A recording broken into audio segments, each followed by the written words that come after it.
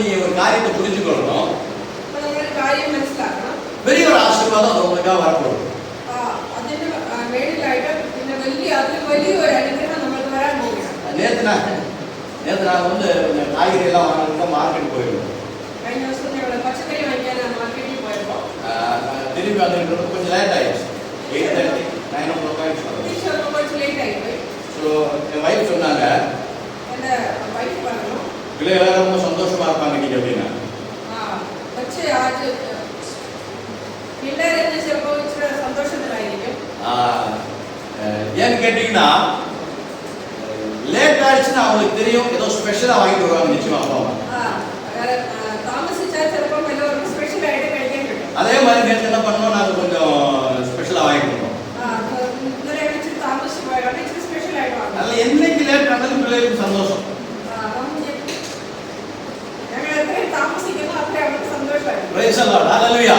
அதே போல தேவன் நமக்கு நம்முடைய ஜெபத்துக்கு பதில் கொடுக்கிற நேரத்தில் சில நேரங்களில் லேட் ஆயிடுச்சுன்னு நினைச்சுக்கங்க, அது ஒரு பெரிய ஆசீர்வாதமா தேவன் நமக்கு கொடுப்பார். അതുപോലെ പ്രാർത്ഥിക്കുമ്പോൾ ആ പ്രാർത്ഥനയ്ക്ക് മറുപടി ലഭിക്കാൻ താമസിക്കുന്നുവെങ്കിൽ അതിന്റെ ആൻസർ നമുക്ക് അതിന്റെ അനുഗ്രഹം വളരെ വലുതായിരിക്കും. ஹalleluya.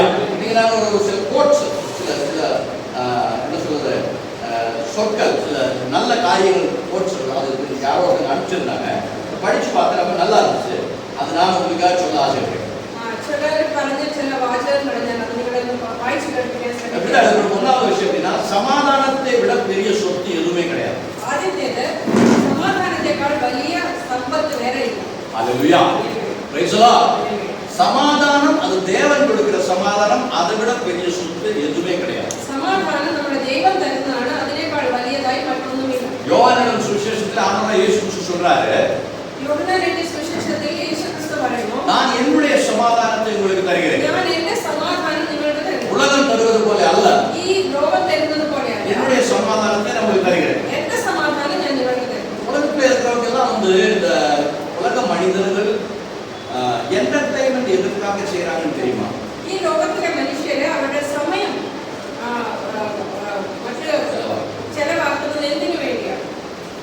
சொல்லுங்க பாக்கலாம். எதற்காக?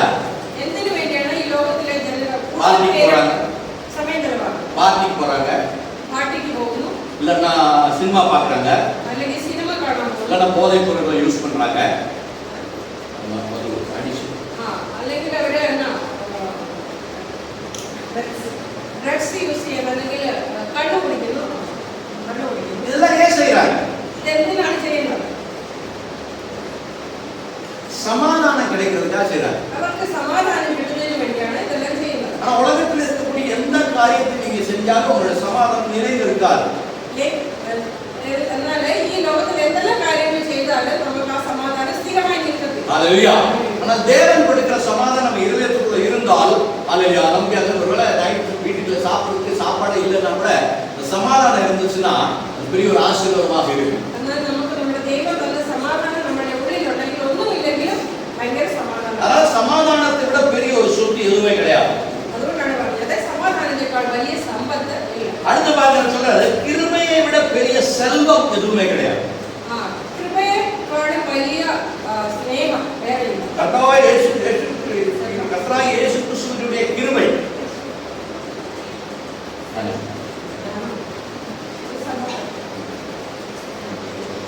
കൃപയെക്കാളും വലിയ സമ്പത്തില്ല. ஹalleluya. Praise the Lord.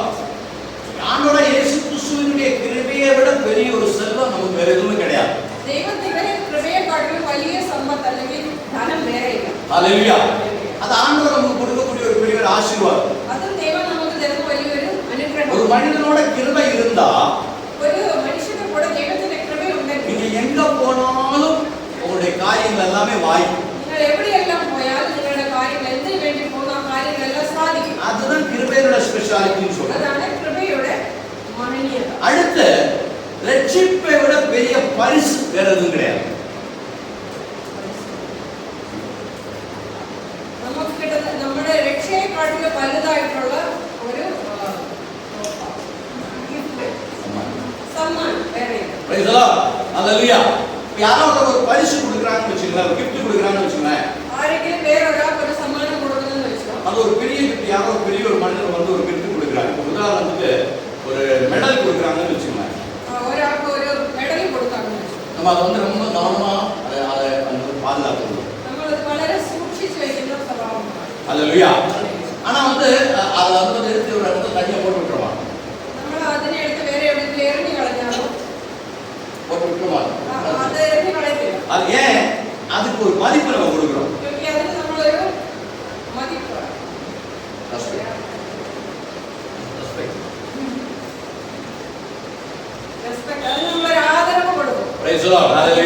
அதே போல தேவன் கொடுக்கக்கூடிய பெரிய பரிசு என்ன அப்படின்னு கேட்டீங்கன்னா, கிஃப்ட் என்ன அப்படின்னு கேட்டீங்கன்னா, ரட்சிப்பு. അതുപോലെ ദൈവം നമുക്ക് തരുന്ന ഏറ്റവും വലിയ സമ്മാനമാണ് ദൈവം നമുക്ക് തന്ന രക്ഷ. ഹല്ലേലൂയ. രட்சிப்பை விட பெரிதான ஒரு காரியம் உலகத்துல மனிதனுக்கு கிடைக்க வேண்டிய ஒரு காரியம் வேற எதுவுமே கிடையாது. രക്ഷയെക്കാളും വലിയ ഒരു സമ്മാനം ഈ ലോകത്തിൽ നമുക്ക് കിട്ടാനില്ല. அதுக்கடுத்து அன்பை விட பெரிய குணம் எதுவுமே கிடையாது. സ്നേഹത്തെക്കാൾ വലിയ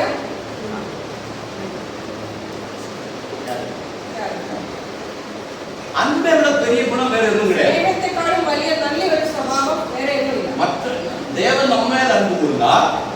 ദൈവം നമ്മളെ സ്നേഹിച്ചു. அதே போல நாம் என்ன பண்ண வேண்டும்? மற்றவர்களையும் அன்பு கூற வேண்டும். അതുപോലെ നമ്മൾ മറ്റുള്ളവരെയും സ്നേഹിക്കണം. தேவனை அன்பு கூறுவதற்கு தேவன் கொடுக்கிற ஆண்டவருக்கு உதாரணம் என்ன தெரியுமா? ദൈവം നമ്മളെ സ്നേഹിച്ചതിന് ഒരു ഉദാഹരണം നമുക്ക് എന്താ തന്നെ? தேவனை அன்பு கூறுவதற்காக தேவன் நமக்கு கொடுக்கிற உதாரணம். ദൈവത്തെ സ്നേഹിക്കുന്നതിന് വേണ്ടി ദൈവം നമ്മൾക്ക് തന്ന ഉദാഹരണം എന്താണ്? அதென்ன தெரியுமா உங்களுக்கு? வசனம் சொல்லுகிறது, யாக்கோபு எழுதின நிருபத்தில் சொல்லப்பட்டிருக்கு, யாக்கோபின் லேఖனத்தில் പറയുന്നു, காணக்கூடிய உங்களுடைய சகோதரனை நீங்க நேசிக்காவிட்டால் காணாத தேவனை எப்படி நேசிப்பீர்கள்? നിങ്ങൾ കാണുന്ന നിങ്ങളുടെ സ്വന്തം സഹോദരനെ നിങ്ങൾക്ക് സ്നേഹിക്കാൻ കഴിയുന്നില്ല എങ്കിൽ കാണാത്ത ദൈവത്തെ നിങ്ങൾ എങ്ങനെ സ്നേഹിക്കും? அல்லேலூயா.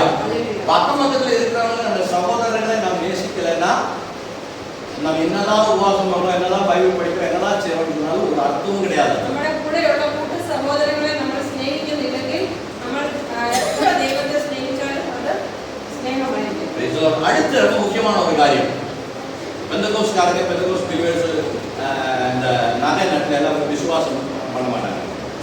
பெந்தகோஸ்காரரும் சொர்ணத்தில் விசுவாசிக்குന്നില്ല. அதுக்கு என்ன காரணம் அப்படின்னு கேட்டீங்கன்னா, உலக பிரகாரமா இருக்கக்கூடிய இந்த சரீரத்துல வந்து நம்ம என்னதான் அணிகளை போட்டுக்கிட்டாலும் என்னதான் மேக்கப் பண்ணிக்கிட்டாலும் செத்து போச்சுன்னா ஒரு சில நிமிஷத்துல நார ஆரம்பிச்சிடும். അതിന്റെ കാരണം എന്താണെന്ന് ചോദിച്ചാൽ നമ്മൾ എന്തെല്ലാം ഈ മണ്ണായ ഈ ശരീരത്തിൽ എന്തെല്ലാം ഈ പുണ്യം ചെയ്താലും അത് ചത്ത് കഴിഞ്ഞ് കുറച്ച് സമയം കഴിയുമ്പോൾ അതിൽ നിന്ന് നാട്ടം വരണം. உண்மையான நம்முடைய மனிதன் என்று சொல்லக்கூடியது நம்முடைய ஆவிக்குரிய மனிதன். ശരിക്കുള്ള മനുഷ്യൻ എന്ന് പറയുന്നത് നമ്മുടെ ആത്മീക മനുഷ്യനാണ്. அதனால என்ன பண்றாங்க, அந்த ஆவிக்குரிய மனிதன்கிறத அவங்க நம்பிக்கை வச்சிருக்காங்க. ஆத்மீக மனுஷனாണ് കൂടുതൽ വിശ്വസിക്കുന്നത്. அதனால என்ன பண்றாங்க, அந்த ஆவிக்குரிய மனிதனுடைய அணிகலன்களை பற்றி அவங்க சிந்திக்கிறாங்க. ആത്മീക മനുഷ്യന്റെ ഗുണങ്ങളെ പറ്റിയാണ് കൂടുതൽ ചിന്തിക്കുന്നത്. ആത്മീയ മനുഷ്യന്റെ ആവരണങ്ങളെ പറ്റിയാണ് ചിന്തിക്കുന്നത്. ஆவிக்குரிய மனிதனுடைய அணிகலன்கள் என்ன அப்படின்னு கேட்டீங்கன்னா, ആത്മീയ മനുഷ്യന്റെ ആവരണങ്ങൾ എന്താണ്? பரிசுத்தத்தை விட பெரிய அணிகலன்கள் எதுவும் இல்லை. അത് കൂടുതൽ പരിശുദ്ധമായിരിക്കണം, അതാണ് നമ്മൾ ഉദ്ദേശിക്കുന്നത്. பரிசுத்தமாக நாம் வாழ்கிற பொழுது அதை விட நாம் எவ்வளவு பரிசுத்தமாக வாழ்கிறோமோ அவ்வளவு நம்மளுக்குள்ள இருக்கக்கூடிய உள்ளான மனிதனுடைய அழகு வெளிப்பட ஆரம்பிக்கும். എത്രയും നമ്മൾ പരിശുദ്ധമാകുന്നു അത്രയും നമ്മൾ ആത്മീയ മനുഷ്യന്റെ വിശുദ്ധി വെളിപ്പെടും. அடுத்து கடைசி இது, கிறிஸ்துவை விட பெரிய ருசி எதுவுமே இல்லை. യേശുവിനെ കാട്ടിലും വലിയ വേറെ ഒരു ടേസ്റ്റ് இல்ல. ஆமென். ஹalleluya. நீ உலகத்துல கூட எந்த உணவு பொருளை சாப்பிட்டு பார்த்தாலும் ஆண்டவரை அறிகிற ஆண்டவருடைய அன்பில் நிலைநிற்கக்கூடிய அந்த ருசி இருக்கீங்களே, அந்த ருசியை நீங்க ஒரு தடவை அறிஞ்சுக்கிட்டீங்கன்னா அதை விட வேற எந்த ருசி இந்த உலகத்துல தெரியாது. യേശുവിനെ രുചിച്ചറിഞ്ഞ ആ രുചിയെക്കാട്ടിൽ വേറെ ഒരു രുചി ആർക്കും കിട്ടത്തില്ല. போட்டு ரொம்ப நல்லா இருந்துச்சு, அதை உங்களுக்கு சொல்லலாம் அப்படின்னு நினைச்சேன்.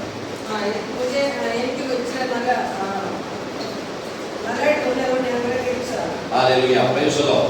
நாம் வாசித்த சங்கீதத்துக்கு ஒரு சில காரியங்களை சொல்லி இந்த வார்த்தை சொல்லி போகலாம். നമ്മൾ വായിച്ച സങ്കീർത്തനത്തിലേക്ക് മടങ്ങി വരാം. அவருடைய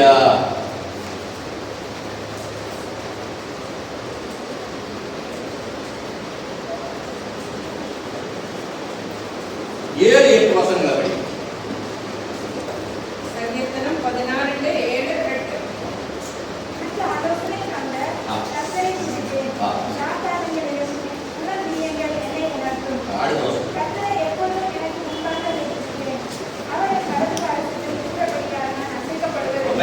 ஹalleluya. ரொம்ப முக்கியமான ஒரு காரியம் தாவீது ராஜா சொல்லுகிறார். தாவீது ராஜா വളരെ ഒരു കാര്യം പ്രധാനപ്പെട്ട ഒരു കാര്യമാണ് അവിടെ പറയുന്നത്. கடந்த சில நாட்களாக நான் வந்து இந்த நாளாகமும் ராஜாக்களின் புஸ்தகம் சாமுவேலின் புஸ்தகம் அதை தொடர்ந்து படித்துக் கொண்டே இருந்தேன். കഴിഞ്ഞ ദിവസങ്ങളിലൊക്കെ പഴയ നിയമത്തിൽ നിന്ന് കുറച്ച് പുസ്തകങ്ങൾ വായിച്ചുകൊണ്ടിരുന്നു. நான் அதை படிக்கிறப்ப எனக்கு ஒரு காரியம் இருந்து தாவீது ராஜாவை பற்றின காரியத்தை படிச்சு கொண்டிருந்தேன். தாவீது ராஜாவினை பற்றியான படிச்சுകൊണ്ടിരുന്നത്. தாவீதுடைய வாழ்க்கையில தாவீது ஒரு பெரிய ஒரு தவறு செய்தார். தாவீது தன்னுடைய ஜீவிதத்தில் വലിയ ஒரு തെറ്റ് ചെയ്തു. ஒரு பெண்ணை பார்த்து அவருக்கு அந்த பெண்ணு மேல மோகம் வந்ததுனால அது திருமணமான பெண், ஆனால் அவருடைய கணவனை கொன்று அந்த பெண்ணை திருமணம் செய்து விட்டார். ஒரு பெண்ணினை கண்டிட்டு ആ പെണ്ണിനോടുള്ള ആഗ്രഹം മൂലം അവരുടെ ഭർത്താവിനെ കൊന്നിട്ട് ആ സ്ത്രീയെ അവൻ സ്വന്തമാക്കി. அது தாவீது பண்ண பெரிய முட்டாள்தனம். அது தாவீது செய்த ഏറ്റവും വലിയൊരു മൂർഖത്തരം. அதிலிருந்து நீங்க பாத்தீங்கன்னா தாவீதை தேவன் ஆசீர்வதித்தார், எல்லா காரியங்களையும் செய்தார். ஆனால் தாவீது அந்த செய்கையை தேவனுக்கு விரும்பவில்லை. ദൈവത്തിന് தாவீது செய்த ആ കാര്യം ഒട്ടും ഇഷ്ടമായില്ല. அதனால என்னாச்சுன்னா தாவீதுடைய குடும்பத்தில் இருக்கக்கூடிய எல்லா பெண்களுக்கும் பெரிய அவமானம் உண்டாயிற்று. അതുകൊണ്ട് എന്താ പറ്റിയത്? ദാവീദിന്റെ കുടുംബത്തിലുണ്ടായിരുന്ന എല്ലാ സ്ത്രീകൾക്കും ഒരു അപമാനം ഉണ്ടായി. ஆனாலும் நான் கவனிச்சேன், ஏன் தாவீது எனக்கு பிரியமானவன் என்று ஆண்டவர் சொன்னார் அப்படின்ற காரியம் பரிசுத்த ஆவியானவர் சொல்லி கொடுத்தார். എന്നാൽ എനിക്ക് പരിശുദ്ധാത്മാവ് ദാവീദ് എനിക്ക് പ്രിയപ്പെട്ടവനെന്ന് ദൈവം പറയുന്നതിനുള്ള കാരണം വെളിപ്പെടുത്തി. பெரிய பாவம் செஞ்சோம், വലിയ പാപം ചെയ്തിട്ടോ அது பாவம், நீ அந்த பாவத்தை செய்தாய் என்று சொல்லி நாத்தான் என்று சொல்லக்கூடிய ஒரு தீர்க்கதரிசியின் மூலமாக ஆவியானவர் அவருக்கு சொல்லுகிற பொழுது നാഥാൻ എന്ന പ്രവാചകനിൽ കൂടെ താൻ ചെയ്ത തെറ്റിനെ പറ്റി ദൈവം അവന് വെളിപ്പെടുത്തി കൊടുക്കുമ്പോഴും உணர்ந்து தேவ சமூகத்தில் உபவசிக்க ஆரம்பித்தார். ആ തെറ്റ് വെളിപ്പെട്ടപ്പോൾ അതിനെപ്പറ്റി അനുദപിച്ച് ദാവീദ് ദൈവസന്നിധിയിൽ കരഞ്ഞു. அதற்கு பிறகு தாவீது எந்த விதமான பாவமும் பண்ணதாக வேதத்தில் எழுதப்படவில்லை. അതിനുശേഷം ദാവീദ് ഒരു പാപം ചെയ്തതായിട്ട് ദൈവത്തിന്റെ വചനത്തിൽ ഇല്ല. பைபிளை பொறுத்தவரைக்கும் பைபிளோட டைட்டில் நீங்க பாத்தீங்கன்னா, பைபிளுடைய அந்த அட்டையை நீங்க பாத்தீங்கன்னா ദൈവത്തിന്റെ വചനത്തിന്റെ ആ ഹെഡിങ് അത് നിങ്ങളൊന്ന് ശ്രദ്ധിച്ചാൽ அது வந்து மலையாளத்துல வந்து சத்திய வேத புஸ்தகம், தமிழ்ல வந்து பரிசுத்த வேதாகமம் அப்படின்னு சொல்லி எழுதப்படுது. பரிசுத்த வேதாகமம், പരിശുദ്ധ വേദപുസ്തകം എന്നാണ് മലയാളത്തിൽ എഴുതിയിരിക്കുന്നത്. சத்திய வேதம். സത്യവേദപുസ്തകം அது மலையாள பாஷையில் எழுதப்பட்டிருக்கிற வார்த்தை நல்லா இருக்கு. മലയാളത്തിൽ അതെനിക്ക് ഒത്തിരി ഇഷ്ടപ്പെട്ടു. அது ஏன் காரணம் அப்படின்னு கேட்டீங்கன்னா, എന്തുകൊണ്ടാണെന്ന് ചോദിച്ചാൽ பைபிளோட ஸ்பெஷாலிட்டி நீங்க கவனிக்கணும். ബൈബിളിന് ഒരു ഹാസ്യമുണ്ട്. நீ உலகத்துல இருக்கக்கூடிய எந்த புஸ்தகத்தை பார்த்தாலும் നിങ്ങൾ ലോകത്തിലെ ഏത് പുസ്തകം നോക്കിയാലും நன்மைகளை மட்டும் பூஸ்ட் பண்ணி தீமைகளை எழுதாம விட்டுருப்பாங்க. എല്ലാ നന്മകളെ എല്ലാം എടുത്തു കാണിച്ചിട്ട് തിന്മയൊക്കെ മാറ്റിക്കളയുന്ന പുസ്തകങ്ങളാണ് നിങ്ങൾ കണ്ടത്. பைபிள் ஒரு ஸ்பெஷாலிட்டி என்ன தெரியுங்களா? ബൈബിളിന്റെ ഗുണം എന്താണ്? எவ்வளவு பரிசுத்தமான மனிதனாக இருந்தாலும் அவன் தீமை செஞ்சிருந்தா அதையும் வேதத்தில் எழுதி வச்சிருக்கணும். എത്ര പരിശുദ്ധനായിരുന്നാലും അതവൻ ചെയ്തതിന് തെറ്റ് ചെയ്തിട്ടുണ്ടെങ്കിൽ അതിനകത്ത് എഴുതി കാണും. பாருங்க, தாவீது அவ்வளவு பெரிய தவறை பண்ணினா அதை அவாய்ட் பண்ணிருக்கலாம், எழுதுறவருக்கு நிச்சயமா அதை அவாய்ட் பண்ணியிருந்திருக்கலாம். ദാവീദ് ഇത്രയും വലിയ പരിശുദ്ധനായി ജീവിച്ചിട്ടും ആ ചെയ്ത തെറ്റ് വേണമെങ്കിൽ എഴുതാതെ ഇരിക്കാൻ ஆனா വേണ്ടി. பரிசுத்த ஆவியானவர் அதை தெளிவாக எழுதி வைத்திருக்கிறார். എന്നാലും പരിശുദ്ധാത്മാവ് അതിനെ ശരിക്കും തെളിച്ച് എഴുതി വെച്ചു. அவருடைய அர்த்தம் என்ன அப்படின்னு கேட்டீங்கன்னா, தேவனுடைய மக்களாய் தேவனுடைய பிள்ளைகளாய் இருக்கிறவர்கள் தேவ சமூகத்தில் இருக்கும் பொழுது மட்டும் தேவனுடைய ஆசீர்வாதத்தை பெற்றுக்கொள்ள முடியும். அவரை விட்டு விலகினால் ஆசீர்வாதங்கள் அவர்களை விட்டு போய்விடும் என்ற சத்தியத்தை உணர்த்துகிறபடினால்தான் இது சத்திய வேதம் அப்படின்னு சொல்லி பேரே விடும். ദൈവത്തോട് എത്രയും നമ്മൾ അടുത്തിരിക്കുന്നു അത്രയും നമ്മൾക്ക് ദൈവത്തിൽ നിന്നുള്ള അനുഗ്രഹങ്ങൾ ലഭിക്കും. ദൈവത്തെ വിട്ടുപോകുമ്പോൾ അനുഗ്രഹങ്ങളെ നമ്മളെ വിട്ടുപോകുന്നുള്ള സത്യം നമ്മളെ മനസ്സിലാക്കി തരുന്നതുകൊണ്ടാണ് ഇത് സത്യവേദപുസ്തകം. இன்னொரு விஷயம் என்ன அப்படின்னு கேட்டீங்கன்னா, அதை கவனிச்சு கொண்டிருக்கிற போது தாவீது பெரிய பாவத்தை பண்ணின பிறகும் அதுக்கு முன்னாலேயும் தாவீதுடைய ஒரு கேரக்டர் நான் கவனிச்சேன். ദാവീദിന്റെ വലിയ നല്ലൊരു ഗുണം എനിക്ക് കാണാൻ പറ്റിയത് എന്താണെന്ന് ചോദിച്ചാൽ, எல்லா காரியமா இருந்தாலும் தாவீது ஆண்டவரை கேட்கும் செய்யும். എല്ലാ കാര്യം ചെയ്താലും ദാവീദ് ദൈവത്തോട് ചോദിക്കാതെ ഒന്നും ചെയ്തില്ല. இந்த காரியத்துக்கு பிறகு நீங்க பாத்தீங்கன்னா அப்சலோம் என்று சொல்லக்கூடிய ஒரு தாவீதுடைய ஒரு மகன் என்ன பண்ணிட்டான்னா, அப்பாவுக்கு எதிராக எழும்பி ராஜாவாக மாறிவிட்டார். അബ്ശാലോം എന്ന ദാവീദിന്റെ പുത്രൻ ദാവീദിനെതിരായിട്ട് എഴുന്നേറ്റിട്ട് ദാവീദിന്റെ സ്ഥാനത്ത് രാജാവാകാൻ ശ്രമിച്ചു. அவங்க எல்லாரும் சேர்ந்து என்ன பண்ணிட்டாங்கன்னா, தாவீதை பார்த்து பயந்து தாவீதோட சேர்ந்து ஒரு 600 பேர் அவங்களும் அவங்களுடைய குடும்ப பிள்ளை குட்டி எல்லாம் சேர்ந்து ஓடி போயிட்டாங்க. ராஜா தன்னுடைய மகன் ராஜாவானதை பார்த்து ஓடி போயிட்டார் பயந்து.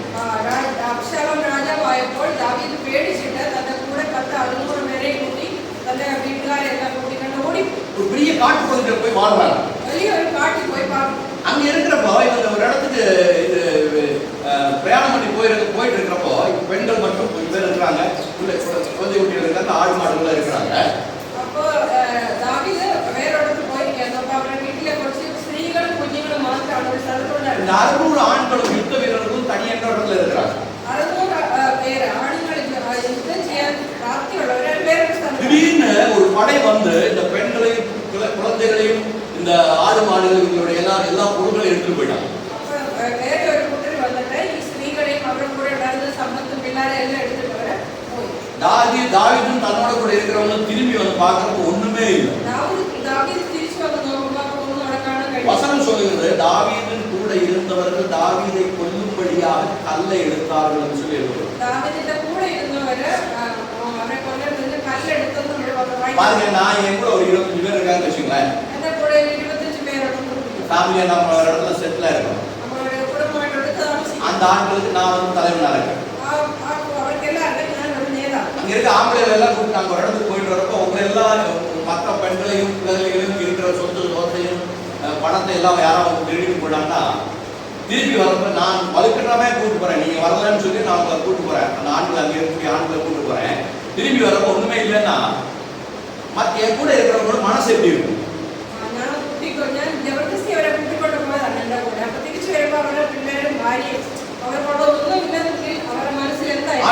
இவனாலதான் என் குடும்பம் போச்சு அப்படின்னு சொல்லுவோம்.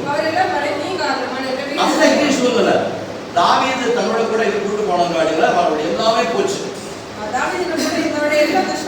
600 பேர் கல்ல எடுத்து வச்சுக்கிட்டீங்க தாவீது எரியுறது. ஆனா வசனம் சொல்லுகிறது தாவீது தன்னைத்தானே பலப்படுத்தினார். அப்படின்னா என்ன அர்த்தம் தெரியுங்களா? தாவீதுக்கு ஆண்டவர் மேல இருந்த விசுவாசம் அந்த சூழ்நிலையிலே அவனை விட்டு போகவில்லை.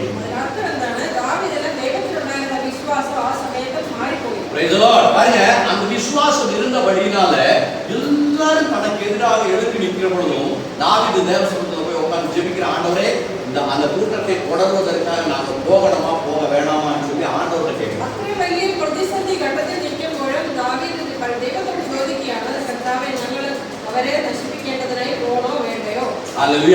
நம்மளா இருந்தா என்ன செஞ்சிருக்கோம்? ஆண்டவர்ல வந்து கேட்கவன் புடிச்சு போயிட்டாங்களா, அங்கேயே போய் சண்டை போடலாம் அப்படின்னு இது மனுஷனுடைய புத்தி, மனுஷனுடைய ஞானம்.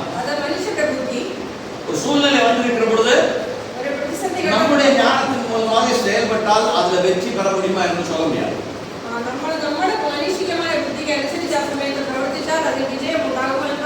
ஆனால் தேவ சமூகத்தில் நாம் தேவனுக்கு இருந்த அனுமதியை கேட்டு அவருடைய விருப்பம் என்னன்னு தெரிஞ்சு காரியத்தை செஞ்சா பெரிய வெற்றியை நம்ம பெற்றுக் கொள்ள முடியும்.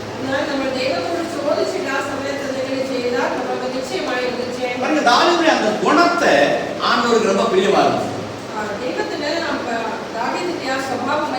ஒரே ஒரு தடவை பெரிய ஒரு தவறை தாவீது செஞ்சாரு. ஆனால் ஆரம்பத்திலிருந்து கடைசி வரைக்கும் தேவனை பற்றிக் கொள்ளக்கூடிய தேவன் மேல் இருக்கக்கூடிய விசுவாசத்திலிருந்து தாவீது மாறிவிடவே இல்லை.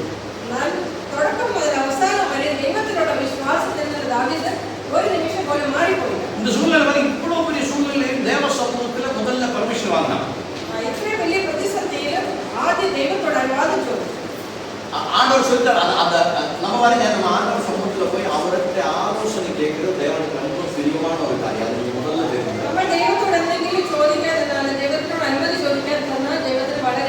நீங்க பெர்மிஷன் வாங்கி எந்த காரியத்தை செஞ்சாலும் நிச்சயமா அது ஆண்டவர் வாங்கிக்கணும்.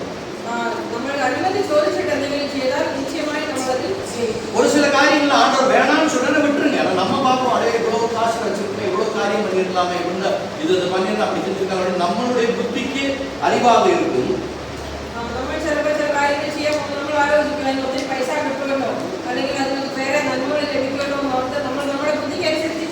வசனம் என்ன சொல்லுது தெரியுங்களா? எந்த காரியத்தினுடைய ஆரம்பத்தை மனிதனுடைய கண்களுக்கு நலமாக தெரியுமா? எல்லா காரியங்களுடைய ஆரம்பம் அது சுருவாத்து நம்மட கண்ணுக்கு நல்லதாயிட்டோம். அதனுடைய முடிவை மனிதனுக்கு தெரியாது, ஆண்டவருக்கு தெரியும். அதனுடைய அவசானம் நமக்கு காணாம பட்டதில்லை, அது ஆர்க்கே காணாம பட்டும் தெரிவிக்கிறோம். ஒரு காரியத்தினுடைய ஆரம்பத்தையும் முடிவையும் ஒரே போல தெரிந்து கொள்வர், பார்க்கிறவர், அறிந்தவர் ஆண்டவர் ஒருத்தர். ஒரு காரியத்திலே தொடக்கமும்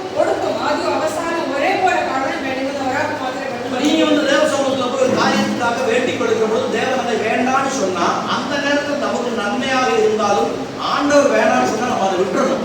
നമ്മളൊരു കാര്യം ചെയ്യാൻ പോകുമ്പോൾ നമ്മൾ ദൈവത്തോട് ചോദിക്കുന്ന ഒരു കാര്യം അത് നല്ലതായിരിക്കും. തുടക്കത്തിൽ നമുക്ക് നല്ലതായിട്ട് തോന്നാം. ദൈവം അത് വേണ്ടാന്ന് പറഞ്ഞാൽ നമ്മളത് വിടണം. ஏன்னா அதன் வழியிலே நம்ம நடந்து போனால் அதற்கிடையில் இருக்கக்கூடிய சிக்கல்கள் பிரச்சனைகளை நம்ம மாட்டி கடைசியில நம்ம ஆண்டவருடைய சமூகத்தை விட்டு விலகி போற அளவுக்கு நம்ம மாறிடும். ദൈവത്തിന്റെ ശബ്ദം കേൾക്കാതെ നമ്മൾ അതിൽ കൂടെ മുന്നോട്ട് തന്നെ പോവുകയാണെങ്കിൽ നമ്മൾ അതിൽ വലിയൊരു പ്രതിസന്ധിയിൽ എത്തിച്ചേരാൻ സാധ്യത. ஆண்டவருக்கு இன்னொரு விஷயம் என்ன தெரியுமா? அவர் என்ன உங்களை கேட்டாலும் உங்களுக்கு நீங்க எதை ஆண்டவர் கேட்டாலும் ஆண்டவர் உங்களுக்கு கொடுப்பார். നമ്മൾ ദൈവത്തോട് എന്ത് ചോദിച്ചാലും ദൈവം നമുക്ക് തരും. ஆனா ஒரு காரியம் மட்டும் ஆண்டவர் கொடுக்க மாட்டார். എന്നാൽ ഒരു കാര്യം മാത്രം ദൈവം തരും. அது கிடைச்சா நீங்க அவரை விட்டு விலகி போனீங்கன்னு தெரிஞ்ச ஆண்டவர் உங்களுக்கு கொடுக்க மாட்டார். ആ ഒരു കാര്യം നമുക്ക് കിട്ടിക്കഴിഞ്ഞാൽ നമ്മൾ ദൈവത്തെ വിടുമെന്ന് ദൈവത്തിന് ഉറപ്പുള്ള കാര്യമാണെങ്കിൽ ദൈവം நமக்கு இல்லைன்னு ஆண்டவர் நீ கொடுத்துப்பார் அப்படின்னு சொன்னா அவருக்கு எனக்கு தெரியுமோ என்னை பத்தி அப்படிப்பாரு. ദൈവത്തോട് നമ്മൾ പറയണം ദൈവமே അതൊന്ന് തന്നു നോക്ക് എന്നിട്ട് നോക്കാൻ പറഞ്ഞാലും ദൈവത്തിന് அவருடைய அன்பில் இருந்து நம்மை மாற்றி கொண்டு போகக்கூடிய எந்த விதமான உலக ஐஸ்வர்யத்தையும் உலக பிரகாரம் ஆசீர்வாதத்தை தேவன் நமக்கு தர மாட்டார். நல்லா கவனிச்சுக்கணும். നമ്മൾ ദൈവത്തെ വിട്ടുപോകുന്ന ഏതെല്ലാം അനുഗ്രഹമാണെങ്കിലും ദൈവം അത് നമ്മൾക്ക് തരും. ஏன்னா அது உங்களுக்கு கொடுக்கறதுக்கு ஆண்டவருக்கு ஆசை இல்லாமல் இல்ல. ദൈവത്തിന് ആഗ്രഹമില്ല. அவர் உங்களை நேசிக்கிறபடியில் அவருடைய ஆத்மாவை நேசிக்கிறபடியினால் உங்களுடைய ஆத்மா என்ன ஆயிருக்கிறாரு? போய்விடக்கூடாது. அது பரலோகத்துக்கு தான் வரணும். அது நரகத்துக்கு போய்விடக்கூடாது என்பதனால சில நன்மைகள் நமக்கு நன்மையாக தெரிந்தாலும் தேவன் அதை தரமாட்டார். ചില നന്മകൾ നമുക്ക് നന്മയായി തോന്നിയാലും ദൈവം നമുക്ക് തരാത്തത് എന്തുകൊണ്ടാണ്? നമ്മൾ ദൈവത്തെ വിട്ട് അകന്നു പോകുന്നുള്ള കാര്യമുണ്ട്. அந்த தாவீது என்ன செய்யறார் அப்படின்னு சொல்லி இந்த சூழ்நிலையிலையும் தேவ சமூகத்துல போய் ஜெபிக்கிறார். ദാവീദ് ഈ പ്രതിസന്ധി ഘട്ടത്തിലും ദൈവത്തിന്റെ സന്നിധിയിൽ പോയി പ്രാർത്ഥിക്കുകയാണ്. அந்த ஒரு காரியம் ஆண்டவருக்கு பிடிச்சு போச்சு. ആ വലിയ പ്രാർത്ഥിക്കുന്ന ദൈവത്തോട് അനുമതി ചോദിക്കുന്ന ആ സ്വഭാവം ദൈവത്തിന് വളരെ ഇഷ്ടമാണ്. ஆண்டவர் சொன்னார் நீ போ, நீ அவர்களை மேற்கொள்வாய் என்று சொல்லி ஆண்டவர் அனுப்பிச்சு விட்டார். ദൈവം പറഞ്ഞു നീ പോ, നീ അവരെ ജയിക്കും. பாருங்க இந்த 600 பேர் போறாங்க. ഈ 600 പേര് പോയി இவன் அந்த கொள்ளையடிச்சுட்டு போனவங்க அங்க போய் கும்மாளம் போட்டு அடியேங்க போய் நாங்க சம்பாதிச்சோம் இவ்வளவு கொள்ளையடிச்சோம் அப்படின்னு சொல்லி நல்லா மதுவெல்லாம் அறுத்தி ராத்துல வெளியே கும்மாளம் கொண்டாட்டம் தான் பண்ணிட்டு இருக்காங்க. ഈ ജയിച്ചിട്ട് ഇവരെല്ലാം കൂട്ടിക്കൊണ്ട് പെണ്ണുങ്ങളെയും പിള്ളേരെല്ലാം എടുത്തിട്ട് പോയാൽ അവരെ വലിയ ഉത്സവം കൊണ്ടാടുകയാണ് അവർ ജയിച്ചത്. அது ஒரு கொள்ளை கூட்டம். അതൊരു കൊള്ളക്കാരുടെ സംഘമാണ്. அவனுக்கு நிறைய காரியங்கள் இன்னும் அதிகமான கொள்ளையெல்லாம் அடிச்சு வந்துருக்காங்க. அந்த பொருளும் இவங்க இருக்குது. വേറെ കൊള്ള ചെയ്ത സാധനങ്ങളും അവരുടെ കയ്യിലുണ്ട്. வசனம் சொல்லுகிறது தேவன் தாவீதோடு கூட இருந்தார். அந்த இரவிலேயே அந்த பெலிஸ்தர்களையும் அந்த அனானியர்களையும் அதில் தாவீதின் மூலமாக அந்த 600 பேரை கொண்டு தேவன் அழித்தார் என்று சொல்லியிருக்கிறது. നമ്മൾ വചനത്തിൽ വായിക്കുന്നുണ്ട് ദൈവം വലിയ പ്രവൃത്തി ദാവീദിനോട് ആ രാത്രി അവിടെ ചെയ്തു. അനാർക്കിയെയും ഫിലിസ്തീനെയും കൊല്ലുവാൻ തക്കോണം ശക്തി പകർന്നു നമ്മൾ വായിക്കുന്നു. ஆனா இன்னொரு காரியம் என்ன தெரியுங்களா? இவங்களுக்கு போனது இவங்களுடைய மனைவிகளும் பிள்ளைகளும் இவங்களுடைய சொத்து மட்டும்தான் இவங்களுக்கு போயிடுச்சு. ഇവരുടെ കയ്യിൽ നിന്ന് അവരുടെ സ്ത്രീകളും കുഞ്ഞുങ്ങളും അവരുടെ സമ്പത്തോടെ പോയത്. ஆனா அங்க போய் யுத்தம் பண்ணி ஜெயிச்ச உடனே അവിടെ പോയി യുദ്ധം ചെയ്ത് ജയിച്ചപ്പോൾ அந்த அனாக்கியர்கள் அந்த மன்னர்கள் கரைகளில் இருந்த அந்த அந்த ராட்சசர்கள் கையில் இருந்த மற்ற சொத்துக்களும் சேர்த்து எடுத்துட்டு வந்தாங்க. ഇവർക്ക് നഷ്ടമായി പോയത് കൂടാതെ വീണ്ടും അനേകം മടങ്ങ് സ്വത്തുക്കൾ അവർ പഠിപ്പിക്കണം. தேவன்கிட்ட இருந்து நம்ம பெர்மிஷன் வாங்கிட்டு போனோம்னா வசனம் சொல்லுகிறது நான் உனக்கு இரட்டிப்பான நன்மையை தந்து ஆசீர்வதிப்பேன். അതാണ് ദൈവം പറയുന്നത്. നമ്മൾ ദൈവത്തിന്റെ വചനം കേട്ട് ദൈവത്തിന്റെ അനുമതി കേട്ട് പുറപ്പെട്ട ഞാൻ ഇരട്ടിയായി അനുഗ്രഹിക്കും. அதனால தாவீது சொல்றாரு 16 சங்கீதத்தில் சொல்கிறார் எனக்கு ஆலோசனை தந்த கர்த்தரை நான் துதிப்பேன். ராக்காலங்களில் என் உள்ளந்தரியங்கள் என்னை உணர்த்தும். 7வது வசனம். അതുകൊണ്ടാണ് നമ്മൾ 7ാമത്തെ വാക്യത്തിൽ വായിക്കുന്നത് എനിക്ക് ബുദ്ധി ഉപദേശിച്ചു തന്ന യഹോവയെ ഞാൻ വാഴ്ത്തും. രാത്രികാലങ്ങളിലും എന്റെ അന്തരംഗം എന്നെ ഉപദേശിക്കും. அடுத்து பாருங்க தாவீதுடைய கான்ஃபிடென்ட் பாருங்க. தாவீது சொல்கிறார் நான் எப்பொழுதும் எனக்கு முன்பாக கர்த்தரை வைத்திருக்கிறேன். அவர்கள் வலது பாரசத்தில் இருக்கிறபடியால் நான் அசைக்கப்படுவதில்லை. ഞാൻ യഹോവയെ എപ്പോഴും എന്റെ മുൻപിൽ വെച്ചിരിക്കുന്നു. അവൻ എന്റെ വലതു ഭാഗത്തുള്ളത് കൊണ്ട് ഞാൻ കുലുങ്ങി പോകുകയില്ല. ஹalleluya ஹalleluya.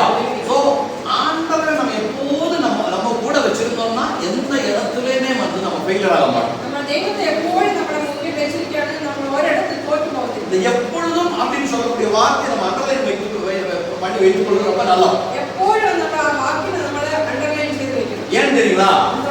അതുകൊണ്ട് அது ஆவியானவர் கொடுத்த ஒரு வார்த்தை, ஆவியானவர் கொடுக்கிற ஒரு பாணி. അത് പരിശുദ്ധാത്മാവ് തരുന്ന ഒരു അറിയിപ്പ്. ஹalleluya. ஏன் ஆவியானவர் அதை தருகிறார் அப்படின்னா പരിശുദ്ധാത്മാവ് എന്തിനാണ് അങ്ങനെ പറയുന്നത്? எப்படியாவது எந்த நேரத்திலாவது நம்முடைய விசுவாசத்தை குலைத்து விட முடியுமோ என்று சொல்லி பிசாசு நம்ம பின்னாலே திரிகிறான். നമ്മൾ പിശാച് എപ്പോഴും നമ്മുടെ കൂടെയുണ്ട്. നമ്മളെ ഏതെങ്കിലും ഒരു അവസരത്തിൽ വീഴിപ്പിക്കാൻ ஆண்டவர் பரிசுத்த ஆவியானவர் சொல்லி எப்பொழுதும் தேவனை கூட வைத்துக் கொள்ள வேண்டும். അതുകൊണ്ടാണ് പരിശുദ്ധാത്മാവ് പറയുന്നത് നമ്മൾ ദൈവത്തെ എപ്പോഴും നമ്മുടെ കൂടെ വെക്കണം. நான் நிறைய பேர் சொல்லி இருந்தாலும் ஆவியானவரை சொல்லி கொடுக்க நாங்க காய்கறி வாங்க போனாலும் ஜெபம் ஆண்டவரே பரிசுத்த ஆவியானவர் கூட வரும்.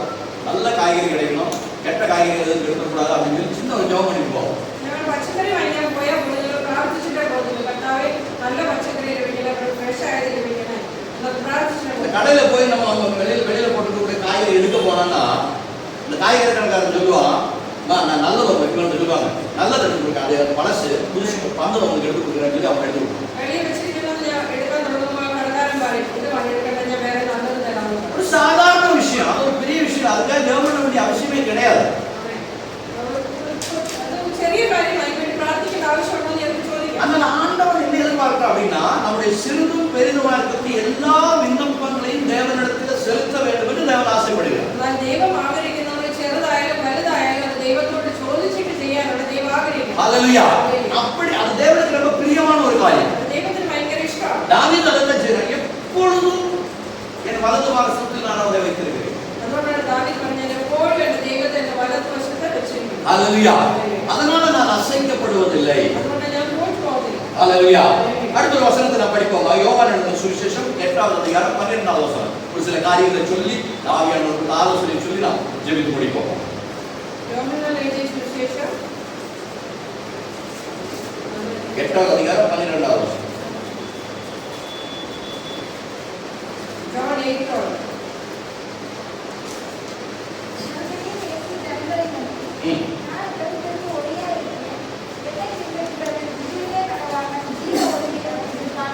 ஆமென். ஹல்லேலூயா. ஒரு தேவனுடைய பிள்ளை எப்படி நடக்க வேண்டும், ஆவிக்குரிய வாழ்க்கையில் அவன் எப்படி நடக்க வேண்டும்? ദൈവത്തിന്റെ ഒരു മനുഷ്യൻ ദൈവ മനുഷ്യൻ എങ്ങനെ ദൈവസന്നിധിയിൽ ആത്മീയ രീതിയിൽ നടക്കണം. ദൈവ പൈതൽ എങ്ങനെയാണ് ദൈവസന്നിധിയിൽ ആയിരിക്കുന്നത്, അല്ലെങ്കിൽ ദൈവസന്നിധിയിൽ നടക്കുന്നത്? Praise the Lord. ஒரு சின்ன ஒரு கதையை அவங்க சொல்றேன், எல்லாருக்கும் தெரியும் இருந்தாலும் திரும்ப சொல்றேன். நான் ஒரு கதை പറയാൻ ആഗ്രഹിക്കുകയാണ്. உலகத்துல ஒரு இடத்துல ஒரு ஞானி ஒருத்தர் இருந்தார், பெரிய ஞானியான ஒரு மனிதர். ഒരിടത്ത് ഒരു വളരെ ബുദ്ധിമാനായ ഒരു മനുഷ്യനുണ്ടായിരുന്നു. அவர் என்ன செஞ்சாருன்னா உலகம் முழுவதும் போய் தன்னுடைய ஞானத்தை அறிவை வெளிப்படுத்தி கொண்டிருந்தார். அவர் லோகம் முழுவதும் போய் தன்னுடைய புத்தியை வெளிப்படுத்தி கொண்டிருந்தார். போற வழியில ஒரு இடத்துல வந்து அவருக்கு கொஞ்சம் மனசுல கொஞ்சம் கமெண்ட் வேற, கொஞ்சம் என்ன சொல்றது, பெருமை வேற. நான் எல்லா இடத்துலயும் போய் ஜெயிச்சிட்டேன், என்னை விட பெரிய திறமைசாலி யாருமே இல்லை அப்படின்னு சொல்லி ஒரு பெருமை வேற. അവർക്ക് കുറച്ച് ഇങ്ങനെ ബുദ്ധി എല്ലാവരും കാണിക്കാൻ ഭയങ്കര തന്നെ ഒരു ഗർവം, തലക്കനം ഉണ്ടായി. ഞാൻ വലിയ ബുദ്ധിമാനാണ്. எல்லா ஊர்களிலும் போய் பட்டணங்களிலும் கிராமங்களிலும் எல்லாம் ஜெயிச்சிட்டே வர்றாரு. கேட்கக்கூடிய கேள்விகளுக்கு எல்லாம் பதில் சொல்லிட்டே வர்றாரு. എല്ലായിടത്തും പോയി എല്ലാ ആരും ചോദിച്ചാലും എന്താ ക്വസ്റ്റ്യൻ ചോദിച്ചാലും അതിനെല്ലാം ആൻസർ ചെയ്തിട്ടാണ് പഠിക്കുന്നത്. போற வழியில ஒரு கிராமத்துல வந்து ஒரு பட்டிமன்றம் மாதிரி நடத்தி அங்கேயும் இந்த மாதிரி கேள்விகள் கேட்டாங்க, அங்கெல்லாம் பதில் சொன்னாங்க. പോകുന്ന വഴിക്ക് ഒരു ഗ്രാമത്തില് ഇതുപോലെ ഓരോരുത്തർ ക്വസ്റ്റ്യൻ ചോദിച്ചാൽ അതിനുള്ള ഉത്തരം പറഞ്ഞു. அங்க இந்த ஞானியை விட புத்திசாலித்தனமான ஒரு சின்ன பையன் இருந்தான். ஒரு பையன் ஆட்டுடே. എന്നാൽ ആ ഒരു ഗ്രാമത്തില് ആടിനെ വെക്കുന്ന ഒരു പാവം ഒരു കൊച്ചു പയ്യനുണ്ടായിരുന്നു. அவனுடைய மனதுல ஒரு சின்ன ஒரு விளையாட்டு புத்தி தோணிச்சு. അവന്റെ ഹൃദയത്തിൽ ഒരു ബുദ്ധി വന്നു. இவர் எல்லா இடத்துலயும் போய் இப்படி கேட்கிற கேள்விக்கெல்லாம் பதில் சொல்லிட்டு வர்றாரு. இவர் எப்படியாவது சோதனை பண்ணி பார்க்கணும். இவர் எல்லாയിടത്തും ജയിച്ചിട്ട് വന്നാൽ അത് പറയുന്നത് ഇവരൊന്ന് പരീക്ഷിച്ചു നോക്കാം. அவன் என்ன பண்ணாரு, ஒரு பட்டுப்பூச்சியை பிடிச்சு கையில வச்சுட்டான். അവൻ എന്നാ ചെയ്തു, ഒരു ചിത്രശലഭത്തെ പിടിച്ച് കയ്യിൽ വെച്ചു. வச்சுட்டு அந்த ஞானிகிட்ட வந்து கேட்கிறான், ஞானியே நான் உங்கள்கிட்ட ஒரு கேள்வி கேட்க போறேன். ആ കൊച്ചിന് ചിത്രശലഭത്തെ കൈ വെച്ച് ഇങ്ങനെ പിടിച്ചിട്ട് ഈ ബുദ്ധിമാന്റെ അടുത്ത് വന്ന് ചോദിച്ചു, ഞാൻ നിങ്ങളോട് ഒരു ക്വസ്റ്റ്യൻ ചോദിക്കാൻ പോവാണ്. இந்த பட்டாம்பூச்சி செத்ததா இல்ல உயிரோட இருக்கிறதா அப்படின்னு கேள்வி. ആ ബുദ്ധിമാനോട് ചോദിച്ചു, എന്റെ കയ്യിലിരിക്കുന്ന ഈ ചിത്രശലഭം ശബ്ദതാണോ ജീവനുള്ളതാണോ? ஞானி என்ன பதில் சொல்லுவாரு? ആ ബുദ്ധിമാൻ എന്നാ ഉത്തരം പറയും? ஒருவேளை ஞானி இந்த செத்து போச்சு அப்படின்னு சொன்னான்னு வச்சுங்களேன், ഒരുവേള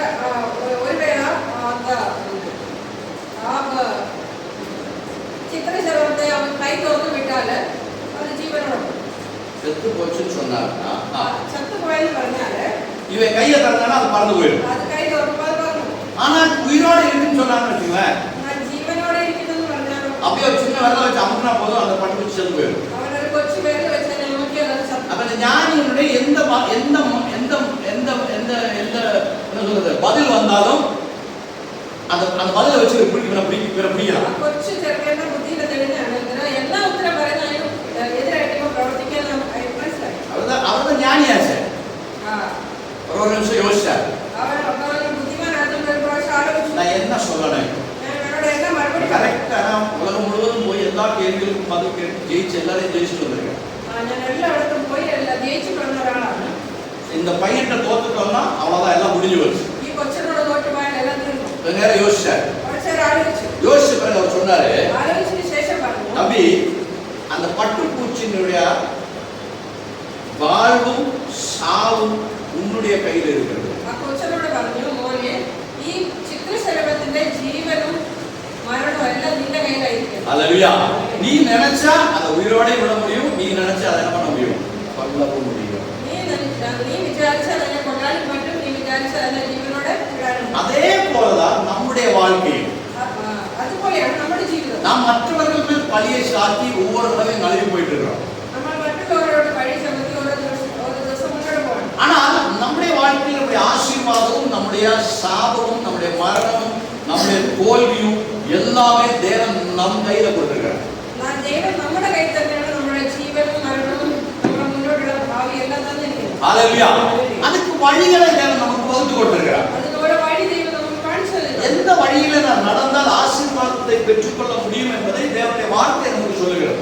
ഏത് വഴിയിൽ പോയാൽ ദൈവത്തിന്റെ അനുഗ്രഹം നമുക്ക് ലഭിക്കുമെന്ന് ദൈവം നമ്മളെ കാണിക്കുന്നു. அதன்படி நாம் நடந்தால் நம்முடைய வாழ்க்கையில் நாம் ஆசீர்வாதத்தை பெற்றுக்கொள்ள முடியும். അതിനനുസൃതമായി നമ്മൾ മുന്നോട്ട് പോയാൽ ആ അനുഗ്രഹം നമുക്ക് കിട്ടും. எப்படி அப்படி நடக்க வேண்டும் என்ற காரியத்தை தான் 2-3 காரியங்களை இன்னைக்கு காலையில் நாம் பார்க்க போறோம்.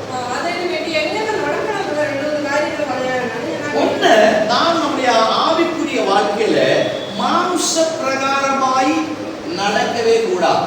ഒന്നാമത്തെ കാര്യം, നമ്മൾ നമ്മുടെ ആത്മീയ ജീവിതത്തിൽ ശരീരപ്രദമായി ശരീരം കൊണ്ട് നടക്കരുത്. ஆமென். ஹalleluya. ஒரு தேவனுடைய பிள்ளை, ஒரு ஆவிக்குரிய மனிதன் உலக பிரகாரமாக நடக்கவே கூடாது. ഒരു ആത്മീയ വ്യക്തി ഒരിക്കലും തന്റെ ശരീരം അല്ലെങ്കിൽ ഭൂമിക്ക് അനുസൃതമായി നടക്കരുത്. ஆமென். ஒரு வசனத்தை படிப்போம். ரோமர் 8ஆம் அதிகாரம் 1ஆவது வசனம். റോമർ 8ന്റെ 1. റോമർ 8:1. അതുകൊണ്ട് ഇപ്പോൾ വിശേഷമുള്ളവർക്ക് ശിക്ഷാവിധിയുമില്ല. தமிழ்ல கொஞ்சம் படிங்க. ஆனபடியால் கிறிஸ்து இயேசுவுக்கு உட்பட்டவர்களாய் இருந்து மாம்சத்தின்படி ഒന്ന് രണ്ടും പഠിക്കണം. മലയാളത്തിൽ രണ്ടും കൂടെ ചേർന്നാണ് സാർ വരുന്നത്. ഒന്നും രണ്ടും വായിക്കും. നീ പഠിക്കും. ஆனபடியால் கிறிஸ்து இயேசுவுக்கு உட்பட்டவர்களாய் இருந்து மாம்சத்தின்படி நடவாமல் ஆவியின்படியே நடக்கிறவர்களுக்கு ஆகியிருக்கவில்லை. பாத்தீங்களா? மாமிசத்தின்படி நடவாமல் எப்படி நடக்கணுமா? ஆவியின்படி நடக்கணும். നമ്മൾ ശരീരത്തിനനുസൃതമായി നടക്കാതെ ആത്മീയമായി നടക്കണം. ഞാൻ മലയാളത്തിലേക്ക് വായിക്കുന്നത് രണ്ടും കൂടെ അതുകൊണ്ട് ഇപ്പോൾ വിശേഷമുള്ളവർക്ക് ശിക്ഷാവിധിയുമില്ല. ആ ജീവന്റെ ആത്മാവിന്റെ പ്രമാണം എനിക്ക് പാപത്തിന്റെയും മരണത്തിന്റെയും പ്രമാണത്തിൽ നിന്ന് ക്രിസ്തുയേശുവിൽ സ്വാതന്ത്ര്യപ്പെടുത്തിയിരിക്കുന്നു.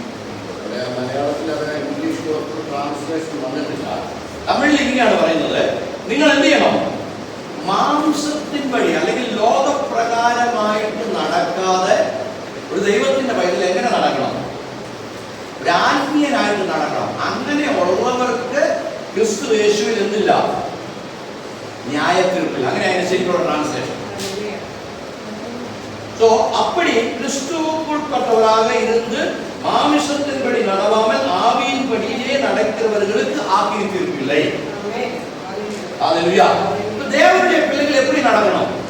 ദൈവത്തിന്റെ മക്കൾ എങ്ങനെ നടക്കണം? அப்படின்னா என்ன அர்த்தம்? நம்ம ஆவியின்படி நடக்கணும் அப்படின்னா என்ன அர்த்தம்? ആത്മീയമായി നടക്കണം എന്ന് പറഞ്ഞാൽ അതിന്റെ അർത്ഥം എന്താ? சொல்லுங்க பார்க்கலாம். யாருக்கும் தெரியுமா ஆவியின்படி நடக்கணும் என்ன அர்த்தம்? ആത്മീയമായി നടക്കണം എന്ന് പറഞ്ഞാൽ എന്താണ് അതിന്റെ അർത്ഥം?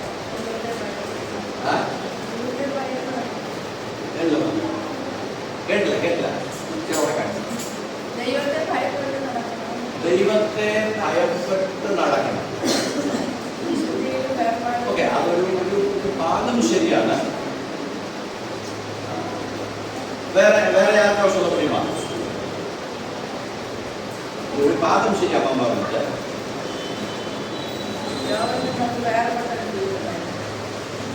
அதெல்லாம் ஒரு காரணம். അതിന്റെ மீனிங் ശരിക്കുള്ള மீனிங் என்ன? நம்ம ஆவியின்படி நடக்கணும் அப்படின்னு சொன்னோம்னா நம்முடைய சொல்றது சிந்தனைகளுக்கு மாற்றம் வரும்.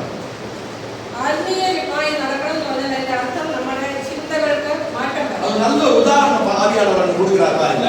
அது நல்ல ஒரு உதாரணம் வச்சுதான் இருக்குது. மோசையும் அந்த 20 லட்சம் ஜனங்களும் அந்த செங்கடலுக்கு முன்னால போய் நிற்கிறாங்க. மோசையும் தன்னோட கூட உள்ள ஜனங்களும் செங்கடலுக்கு முன்னாடி சென்று நிற்கிறாங்க. மோசையும் 20 லட்சம் ஜனங்களும்னா யார் அவங்க? மோசையும் 20 லட்சம் ஆளுகள் ஆறானவர். அவங்க இஸ்ரவேல் ஜனங்கள்.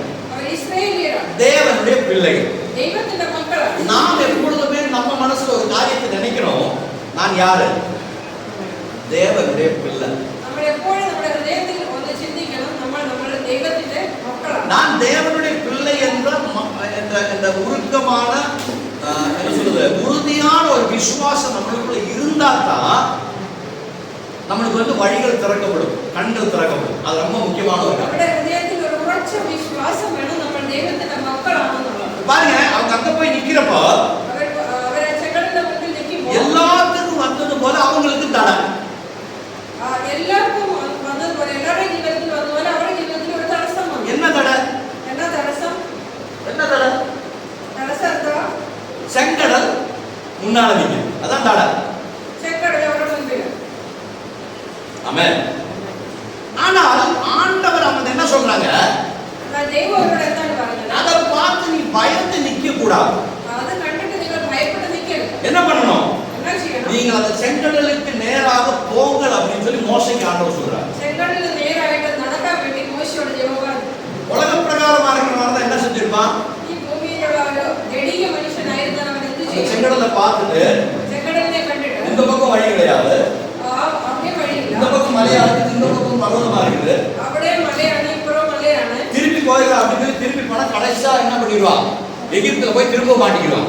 அவன் திடீர்னு நடக்க தொடங்கி வக்சாரை எவ்வளவு செய்யும், எவ்வளவு புறப்பட்டு அவனை படகி. ஆனால் ஆண்டவர் என்ன சொல்றா? உன்னுடைய பிரச்சனைக்கு முன்னால நின்று நீ அதை பார்த்து பயப்படக்கூடாது. செங்கடல்ல முப்பி நின்று அதை நோக்கி பயப்பட. என்ன பிரச்சனை முன்னால வந்தாலும் உலக பிரகாரமா இருக்கக்கூடிய மனிதன் பயப்படுவான், தேவனுடைய பிள்ளை பயப்படக்கூடாது. ഈ ലോകത്തിലെ മനുഷ്യർ എന്തെങ്കിലും കണ്ടാൽ അതിനെ നോക്കി ഭയപ്പെടുന്ന ദൈവത്തിന്റെ മക്കൾ ഭയപ്പെടാൻ പാടില്ല. உங்களுக்கு பயம் வருதா பிரச்சனைக்கு முன்னால? ഒരു പ്രശ്നത്തിന് മുമ്പ് നിങ്ങൾ ഭയപ്പെടുകയാണ്. நிறைய காரியம் செய்யலாம். നിങ്ങൾക്ക് ഒത്തിരി കാര്യങ്ങൾ ചെയ്യാം. ஒண்ணு இயேசுவின் ரத்தம் சொல்லிட்டே இருக்கலாம். ഒന്ന് യേശുവിന്റെ രക്തം പറഞ്ഞുകൊണ്ടിരിക്കുക. எவ்வளவு நேரம் நீங்க இயேசுவின் ரத்தம் சொல்லுங்க, உங்க முன்னால நிக்கிற பிரச்சனை ஓடிப்போம். എത്ര നിങ്ങൾ കുറച്ച് നേരം ദൈവത്തിന്റെ യേശുവിന്റെ രക്തം പറഞ്ഞാൽ ആ പ്രശ്നം ഓടിപ്പോകും. இல்லையா? இன்னொரு வழி இருக்கு. വേറൊരു വഴിയുണ്ട്. வீட்டுல போய் கதவை அடைச்சிட்டு வீட்டுக்கு போய் கதை அடிச்சுட்டு நல்லா ஆண்டவர் என்ன சொல்றது, நல்ல ஆவிக்குரிய பாடல்களை பாடி நடனமாடி தேவனை துதிக்கணும். ദൈവം വന്നിട്ടുള്ള ആത്മീയ പാട്ടുകൾ പാടി ദൈവത്തെ സ്തുതിക്കണം. பிரச்சனை இருக்கிறப்ப சொல்றேன், பிரச்சனை இல்லாதப்ப சொல்லல. அது നമ്മുടെ മുമ്പിൽ ഒരു പ്രശ്നം വരുമ്പോഴത്തെ കാര്യം பாருங்க, நீங்க சந்தோஷமா இருந்தா உங்களுக்கு தனியா பாட்டு வருது, எனக்கு தெரியும் நல்லாவே. அப்போ നിങ്ങൾ സന്തോഷപ്പെട്ടിരിക്കുകയാണെങ്കിൽ അപ്പോൾ നമുക്ക് പാട്ട് വരും. நான் அதை பத்தி சொல்லல, பிரச்சனை இருக்கிறப்ப சொல்றேன். എന്നാൽ ഒരു പ്രശ്നത്തിന് നടുവിൽ നിങ്ങൾക്ക് പാടാൻ പറ്റുമോ? ஒரு ரூமுக்குள்ள போய் நல்லா சவுண்டா வால்யூம்ல பாட்டை வச்சுக்கிட்டு நல்லா பாடலை பாடி துதிட்டு தேவனை துதிக்கணும். பாருங்க, அந்த மாதிரி ஒரு தேவன் சொன்ன அந்த வார்த்தையின்படி அப்படிப்பட்ட ஒரு தரிசனத்தோட மோசையும் இஸ்ரவேல் ஜனங்களும் அந்த செங்கடலை கடந்தாங்க. பெரிய பிரச்சனை அவங்க வாழ்க்கையில. அப்படி போனதுனால அவங்க அதை கடந்தாங்க. ஆனா இப்ராயர்கள் நிறுவனத்தில் நீங்க அதை படிச்சு பார்க்கணும். வசனம் சொல்லுகிறது, இவர்கள் விசுவாசத்தால் செங்கடலை கடந்தார்கள்.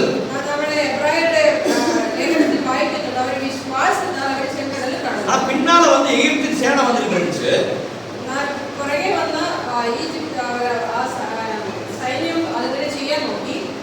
அவங்க என்ன நினைச்சாங்க, இவங்க போனாங்க நாங்களும் போலாம் அப்படின்னு நினைச்சு போனாங்க. பாருங்க, ஆவிக்குரிய மனிதன் மேற்கொள்ளுகிற காரியத்தை உலக பிரகாரமான மனிதனால மேற்கொள்ளவே முடியாது. ஆமென், ஹல்லேலூயா. காரணம் என்ன அப்படின்னு கேட்டா, யுத்த வீரனாகி இருக்கக்கூடிய இயேசு நமக்கு முன்னாக செல்கிறார். ஹல்லேலூயா. அதனால என்ன பிரச்சனை நம்ம வீட்டு நம்ம ஒரு வாழ்க்கையில வந்தாலும் தாவீது சொன்னது மாதிரி ஆண்டவரை நமக்கு முன்னாக நிறுத்திக்கிறோம். എന്തൊരു പ്രശ്നം നമ്മുടെ ജീവിതത്തിൽ വന്നാലും ഏറ്റവും മുമ്പിൽ നമ്മുടെ ദൈവത്തെ മുമ്പിൽ നിർത്തിയിരിക്കണം. நானு நிறைய தடவை அந்த வசனத்தை ஆண்டவர் திரும்ப திரும்ப கொடுக்கிறாரு. ഒരു വചനം എനിക്ക് ദൈവം വാഗ്ദാനം തരാറുണ്ട്. யோசுவாவின் புஸ்தகம், யோசுவாவின் புஸ்தகம் 6வது அதிகாரம். யோசுவேയുടെ പുസ്തകം 6ാമത്തെ അധ്യായം.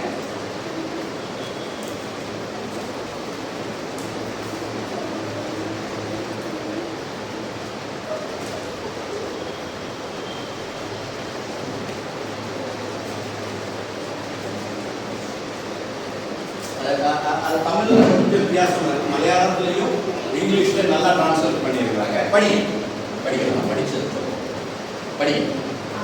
6வது அதிகாரம் 1ஆம் வசனத்தை படி. எரிகோ இஸ்ரவேல் புத்திரருக்கு முன்பாக அடைக்கப்பட்டிருந்தது. போதும். அதான் வந்து தமிழ்ல டிரான்ஸ்லேட் பண்ணியிருக்கிறாங்க. மலையாளத்துல வாய்ச்சே.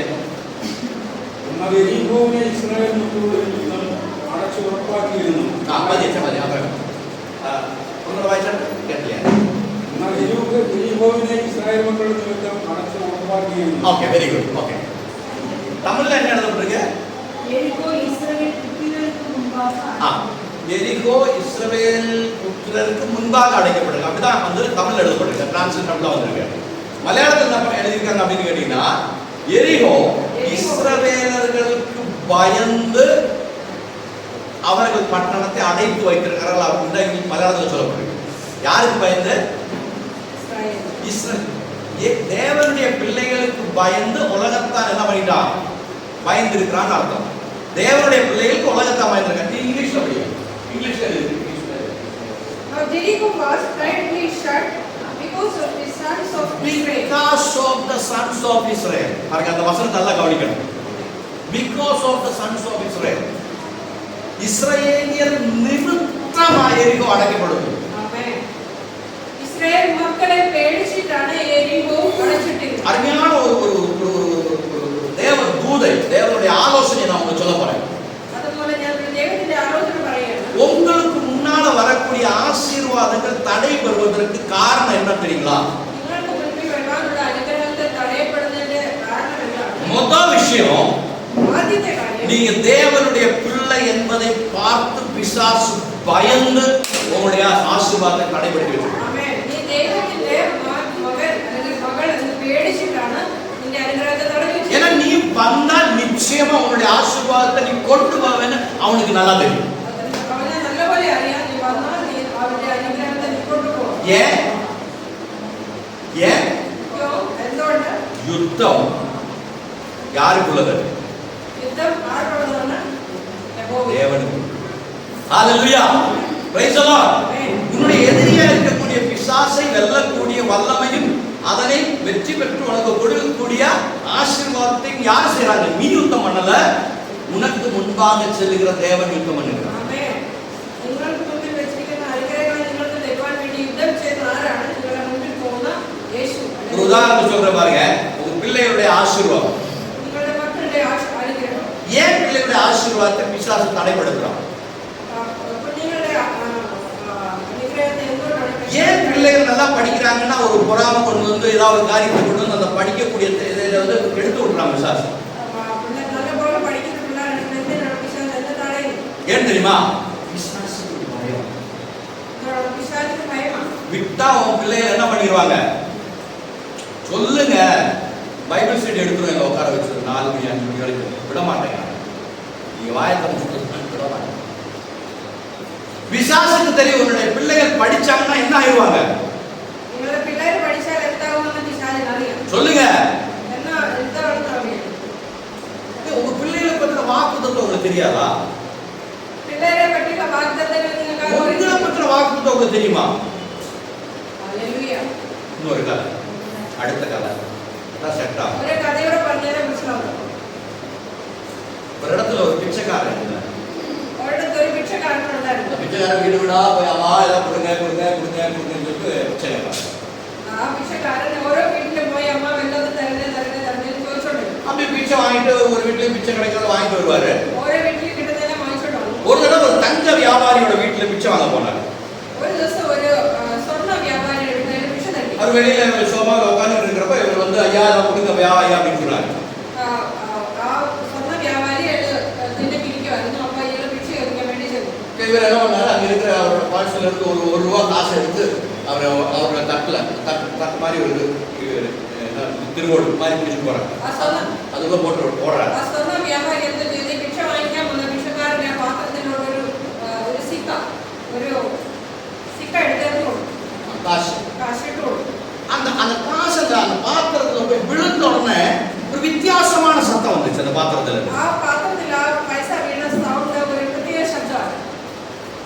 இவரு காசு வாங்கிட்டு போற உடனே அந்த வியாபாரி கூப்பிட்டாரு, எங்க வாப்பா பாத்திரத்தை காட்டு அப்படின்னு. இந்த பாத்திரத்தை வாங்கி பார்த்த உடனே அவர் அப்படியே கண்ணு அப்படியே ஆச்சரியப்படுறாரு தங்க வியாபாரி. ஒரு நிமிஷம் இருன்னு சொல்லி அவன் காசு எல்லாம் எடுத்து அந்த இடத்துல வச்சுட்டு நான் வந்துடுறேன், ஒரு நிமிஷம் இரு அப்படின்னு சொல்லிட்டு பாத்திரத்தை எடுத்து உள்ள வைக்கிறாரு.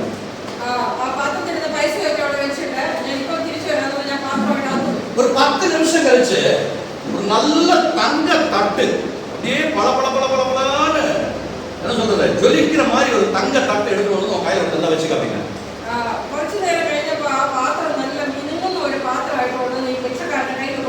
அவர் சொன்னாரு, இது என்னுடைய தட்டு இல்லைங்க, ஏன் தட்டு கொடுங்க, ஏன் திருமணம் நீங்க கொடுங்க அப்படின்னாரு. என் முட்டா, இது உன்னுடைய பாத்திரம்டா, நீ கொடுத்த பாத்திரம் அது ஃபுல்லா அழுக்க ஆரம்பிச்சு, அதனால இது தங்க பாத்திரம்டா அப்படின்னா.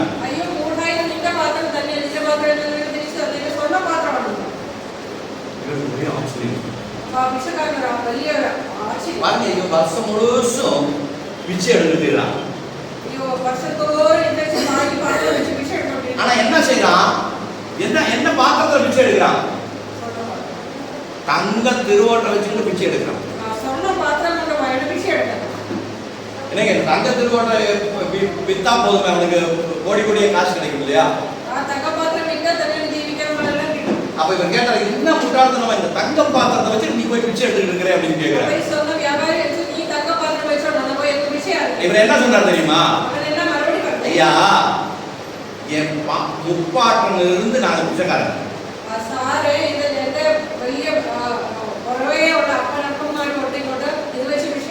எங்க பாட்டன் கூட்டம் கையில இருந்துச்சு இந்த பாத்திரம். அவரும் பிச்சை எடுத்துதான் தெரிஞ்சாரு. அவரு செத்து போன உடனே அந்த பாத்திரம் எங்க அப்பாவுக்கு எங்க பாட்டன் கொடுத்தாங்க. அவரு அதை வச்சு பிச்சை எடுத்து குடும்பத்தை நடத்தினாரு. அதை வச்சு செத்து போன எங்க அப்பா கொடுத்தாரு. அதை அவர் செத்து போன நான் வாங்கிட்டேன். எனக்கு இந்த பாத்திரத்தை பற்றி எதுனால வரைக்கும் தெரியல. அது தெய்வத்தின் தேவனுடைய வார்த்தையா இருக்கக்கூடிய தங்க பாத்திரத்தை ஆண்டவர் நமக்கு கொடுக்கிறார். பாட்டன் கூட்டம்ல இருந்து தாத்தா செத்து போனாரு, அந்த பைபிள் மகனுக்கு கிடைச்சிருச்சு. பைபிள் அது வெள்ளியப்பன் കുറച്ച് നാൾ വായിച്ചു നടന്നു, അടുത്ത് മോനെ കൊടുത്തു. ഇത് ഇങ്ങനെ കൈമാറി പാത്രം മുഴുവൻ അഴുക്കായിട്ടിരിക്കുന്നു. ഇപ്പോഴും എന്ത് ചെയ്തോണ്ടിരിക്കുക, ഈ പാത്രം വെച്ചോണ്ട് പിച്ചை എടുക്കുക.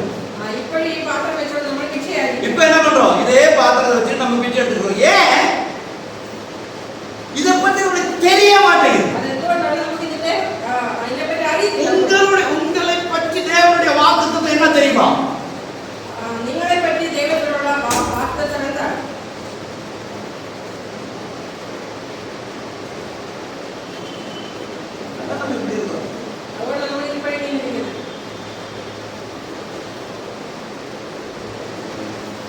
அதனாலதான் நம்ம பிள்ளைகளை பற்றின வாக்குத்தத்தம் தெரியாம இருக்கு.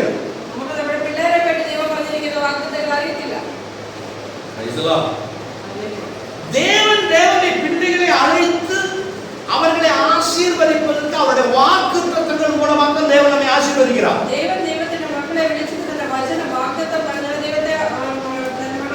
எப்படி தேவன் நம்மை ஆசீர்வதிக்கிறார்? ஒரு வசனத்தை எடுத்து படிங்க. இனிமே அந்த வாயில சொல்றதுக்கு நேரம் இல்லை, இது இப்படியே தான் போக போகுது தெரியுது. ஒரு வசனத்தை எடுத்து படிங்க.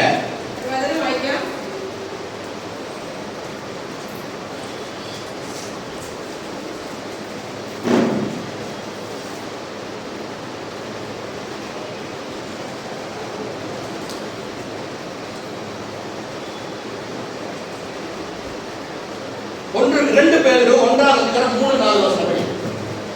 2 பேதுரு 1ஆம் அதிகாரம் 2 Peter chapter 1, 3 and 4. 2 பேதுரு 2 Peter chapter 1 1ஆம் அதிகாரம் 3-4 வசனம்.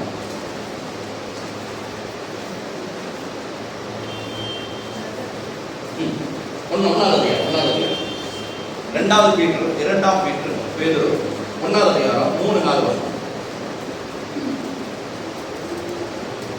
தம்முடைய மகிமையினாலும் நல்லா நீங்க ശ്രദ്ധിക്കണം. தயவு நீங்க எல்லாம் கவனிச்சு படிக்கணும். சும்மா வாசிச்சு விடக்கூடாது. எல்லாரும் ശ്രദ്ധിക്കണം. தன்னுடைய மகிமையினாலும் காருண்யத்தினாலும் நம்மை அழைத்தவரை அறிகிற அறிவினாலே ஜீவனுக்கும் தேவ பக்திக்கும் வேண்டிய யாவற்றையும் அவருடைய திவ்ய வல்லமையானது நமக்கு தந்தருளியது அன்றி இச்சையினால் உலகத்தில் உண்டான கேட்டுக்கு தப்பி நித்திய சுபாவத்துக்கு பங்குள்ளவர்களாகும் பொழுது மகாமேன்மையும் அருமையுமான வாக்குத்தத்தங்கள் படிக்கணும். அவைகளினாலே என்ன புரிஞ்சிச்சு? நீங்க இதை படிச்சுட்டு என்ன புரிஞ்சிச்சு? திரும்ப படிங்க. 3 இருந்து படிங்க. தம்முடைய மகிமையினாலும் காருண்யத்தினாலும் நம்மை அழைத்தவரை அறிகிற அறிவினாலே ஜீவனுக்கும் தேவ பக்திக்கும் வேண்டிய யாவற்றையும் தேவன் எதன் மூலமா கொடுத்தா தெரியுமா? அவருடைய வாக்குத்தத்தம் மூலமா தந்திருக்கிறார். எதுக்கு? ஜீவனுக்கு. ஜீவன் என்ன? நிறைய ஸ்பிரிச்சுவல் லீடர்ஸ் சொல்லிக் கொடுக்கக்கூடிய ஒரு தவறான கருத்து என்ன அப்படின்னு தெரியுங்களா?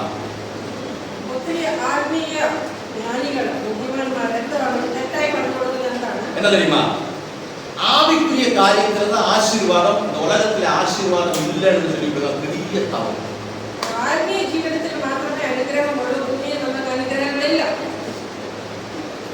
பெரிய தவறு. நீங்க ஆபிரகாம் எடுத்து பாருங்க, யோபை எடுத்து பாருங்க, தானியேல் எடுத்து பாருங்க. அவர்கள் எல்லாம் கோடீஸ்வரன் சொல்ல முடியாது, ட்ரில்லியனர்ஸா இருந்தாங்க. ஆபிரகாமினை நோக்கியாலும் யோபினை நோக்கியாலும் தானியேலை நோக்கியாலும் இவரெல்லாம் லோகத்திலே பெரிய பெரிய கோடீஸ்வரன். யோசேப்பு, தாவீது, சாலமோன் ராஜா, எல்லா தேவ பக்தர்களும் பெரிய ட்ரில்லியனர்ஸா இருந்தாங்க. அப்படி என்ன அர்த்தம்னா, உலக பிரகாரமான எல்லா விதமான ஐஸ்வர்யத்தையும் தேவன் தேவனுடைய பிள்ளைக்கு கொடுக்கிறார் அர்த்தம். அது மட்டுமல்ல, ஆவிக்குரிய ஐஸ்வர்யத்தையும் தேவன் சேர்த்து கொடுப்பார். இது ரெண்டுமே பார்லலா போகக்கூடியது.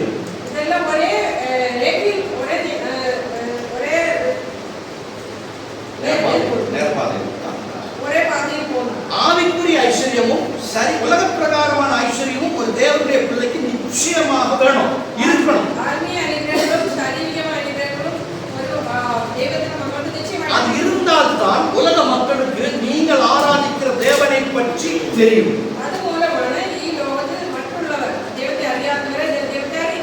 நீங்க ஒரு ஆவிக்குரிய மனிதனாக இருந்தால் அது யாருக்கு தெரியும்? നമ്മളൊരു ആത്മീയനാണെങ്കിൽ നമ്മൾ ആത്മീയനാണെന്ന് ആർക്ക് മനസ്സിലാക്കാൻ കഴിയും?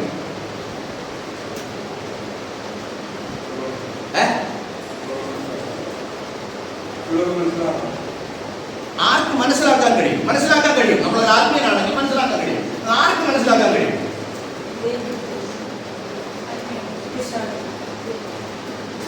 നമ്മളൊരു ആത്മീയനാണെങ്കിൽ ആത്മീയന് മാത്രമേ ആത്മീയനെ മനസ്സിലാക്കാൻ കഴിയുള്ളൂ.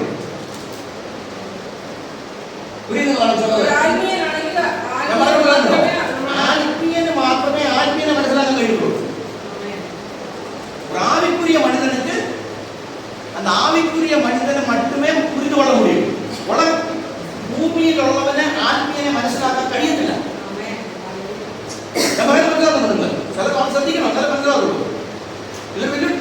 பிசாசின் വലിയൊരു ட்விஸ்டா. ஒரு ஆவிக்குரிய மனிதனுக்கு மட்டுமே ஆவிக்குரிய மனிதனை புரிந்து கொள்ள முடியும். ஆத்மீய மனுஷன் மாத்திரமே ஒரு ஆத்மீய மனுஷனை മനസ്സിലാക്കാൻ പറ്റുള്ളൂ. ஆமென். ஹalleluya. ഹല്ലേലൂയ. உலக பிரகாரமா இருக்கிற ஆவிக்குரியவனை எப்படி தெரிந்து கொள்ளணும்? ഈ ഭൂമിയിൽ സാധാരണ ജഡീയ മനുഷ്യന്റെ ആത്മീയനെ എങ്ങനെ തിരിച്ചറിയും? അവന്റെ ഭൗതികപരമായിരിക്കുന്ന വിടുതൽ കാണുമ്പോഴേ അവൻ ആത്മീയനാണെന്ന് മനസ്സിലാകും. ഒരു ആത്മീയ മനുഷ്യന്റെ വിടുതൽ അല്ലെങ്കിൽ അനുഗ്രഹങ്ങൾ കണ്ടാണ് ജഡീയ മനുഷ്യനെ കാരണം തിരിച്ചറിയുന്നത്. லோகப்பிரகாரமா இருக்கக்கூடிய மனிதனுடைய கண்கள் ஆவிக்குரிய கண்கள் அடைக்கப்பட்டிருக்கிறபடியால் அவன் உலக பிரகாரமான கண்ணனால மட்டும்தான் அவனை பார்ப்பான். ജഡീയ മനുഷ്യന്റെ കണ്ണുകൾ ആത്മീയ കണ്ണുകൾ അടഞ്ഞിരിക്കുന്നതിനാൽ അവൻ ഈ ലോകത്തിലെ അനുഗ്രഹങ്ങൾ കണ്ടാലേ അവൻ ആത്മീയനാണെന്ന് മനസ്സിലാക്കണം. ஆமென். ஆனால் ஒரு உலக பிரகாரமா இருக்கக்கூடிய மனிதன் ஆவிக்குரியவனை புரிந்து கொள்ள வேண்டும் என்றால் ஆவிக்குரிய ஆசீர்வாதங்களை பார்த்து புரிந்து கொள்ள முடியாது. அவனுடைய உலக பிரகாரமான ஐஸ்வர்யத்தை பார்த்து மட்டும்தான் புரிந்து கொள்ள முடியும். ഒരു ആത്മീയ മനുഷ്യന്റെ അനുഗ്രഹങ്ങൾ കണ്ട് മാത്രമേ ഒരു ജഡീയ മനുഷ്യനെ ആത്മീയ മനുഷ്യനെ തിരിച്ചറിയാൻ பரிசுத்த ஆவியானவருக்கு தவறு செய்ய மாட்டார். அவருக்கு தவறு வராது. പരിശുദ്ധാത്മാവ് ഒരിക്കലും തെറ്റ് ചെയ്യത്തില്ല. इसलिए அதனால தான் எழுதப்பட்டிருக்கு. நீங்க எல்லாம் கவனிச்சு பாருங்க. அங்க என்ன எழுதப்பட்டிருக்கு? ஜீவனும். What is the meaning of Jeevan? Life. അങ്ങനെയല്ല അവിടെ എഴുതിയിരിക്കുന്നത്. ജീവനും ഭക്തിക്കും ആവശ്യമായിരിക്കുന്ന അങ്ങനെയല്ല എഴുതിയിരിക്കുന്നത്. മലയാളത്തിൽ വായിച്ചത് ജീവനും ഭക്തിക്കും വേണ്ടിയതൊക്കെ ദാനം ചെയ്തിരിക്കുന്നത് എങ്ങനെയാ? നമ്മുടെ ജീവനും ഭക്തിക്കും വേണ്ടിയ ദാനം ചെയ്തിരിക്കുന്നത് എങ്ങനെയാ? നമ്മുടെ ജീവനുக்கும் பக்தி விருத்தமான காரியங்களுக்குமாக தேவன் எப்படி அதை தியானமாக கொடுத்திருக்கிறார்?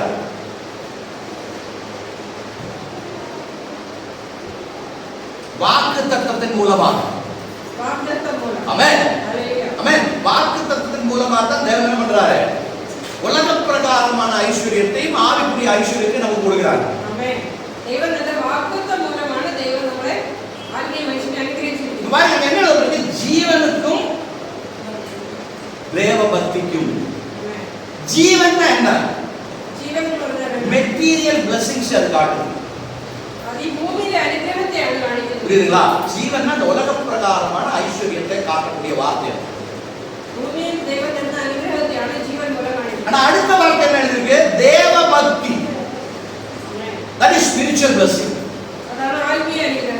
பாருங்க, தேவனுடைய வாக்குத்தத்தை நமக்கு எதற்காக கொடுக்கிறார் என்று சொன்னால் அங்கே பிரையாரிட்டியை பாருங்க. பைபிள்ல பிரையாரிட்டியா ஏதாவது ஒரு காரியத்தை எழுதியிருக்காங்கன்னா நீங்க நல்லா கவனிக்கணும்.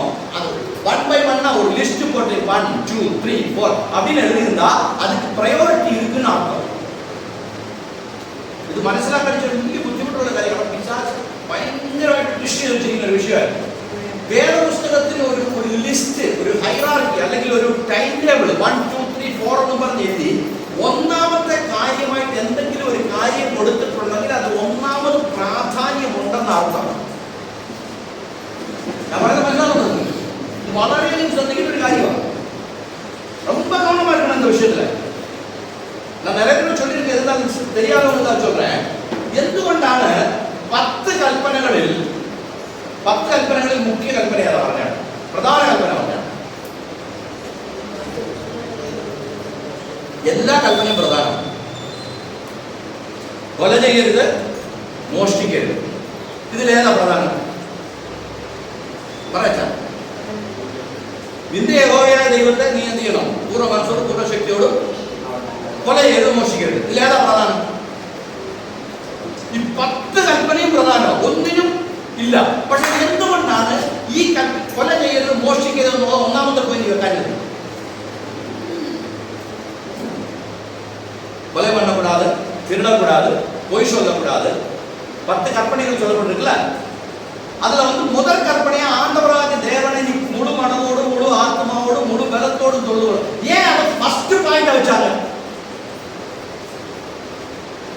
நல்லா கவனிக்கணும். பைபிள் பரிசுத்த ஆவியானவரால் எழுதப்பட்ட புத்தகம். தேவனுடைய வேத புத்தகம் பரிசுத்தாத்மாவினால் எழுதப்பட்டது. பரிசுத்த ஆவியானவருக்கு தவறு நடக்காது. அவர் தவறு பண்ண மாட்டார். பரிசுத்தாத்மாவுக்கு ஒரு தெட்டு செய்யல. ஞானத்தின் ஆவி. புத்தியுடைய ஆத்மா. ஹல்லேலூயா. அதனால அவர் ஒரு பாயிண்ட் எடுத்து முதல்ல வைக்கிறாருன்னா அந்த பாயிண்ட் முதல்ல ஒரு தனி சிறப்பு இருக்கு அப்படின்னு நீங்க தெரிஞ்சுக்கணும்.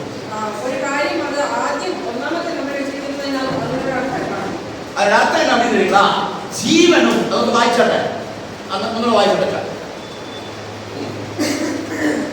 മൊത്തത്തോടെ ഭീകരത്തോടെ നമ്മെ വിളിച്ചവരെ പരിജ്ഞാനത്താൽ അവരുടെ ദിവശക്തി ജീവനും ഭക്തിക്കും നമുക്ക് தமிழ்ல படிக்க சிஸ்டர் அந்த வசனத்தை 3. தம்முடைய மகிமையினாலும் காருண்யத்தினாலும் நம்மை அழைத்தவரை அறிகிற அன்பினாலே ஜீவனுக்கும் தேவபக்திக்கும் பாடுங்க. இப்ப நான் சொல்றேன், ஏன் ஜீவனுக்கும் தேவபக்திக்கும் எழுதணும்? தேவபக்திக்கும் ஜீவனுக்கும் எழுதலாமே. சொல்லுங்க. பரிசுத்த ஆவியானவருக்கு அவர் தப்பு செய்ய மாட்டார். ஏன் ஜீவனுக்கும் பக்திக்கும் எழுதணும்? அதே விடுங்க. இன்னும் உங்களுக்கு அது புரியல.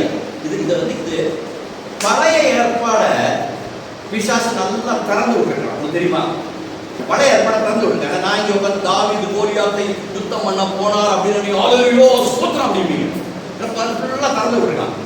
புதிய ஏற்பாட பிசாசு நல்லா கட்டி வச்சிருக்கான். அவருடைய அர்த்தத்தை புரிந்து கொள்ளாமல் இருக்க முடியாது, சரியா கட்டி வச்சிருக்கான்.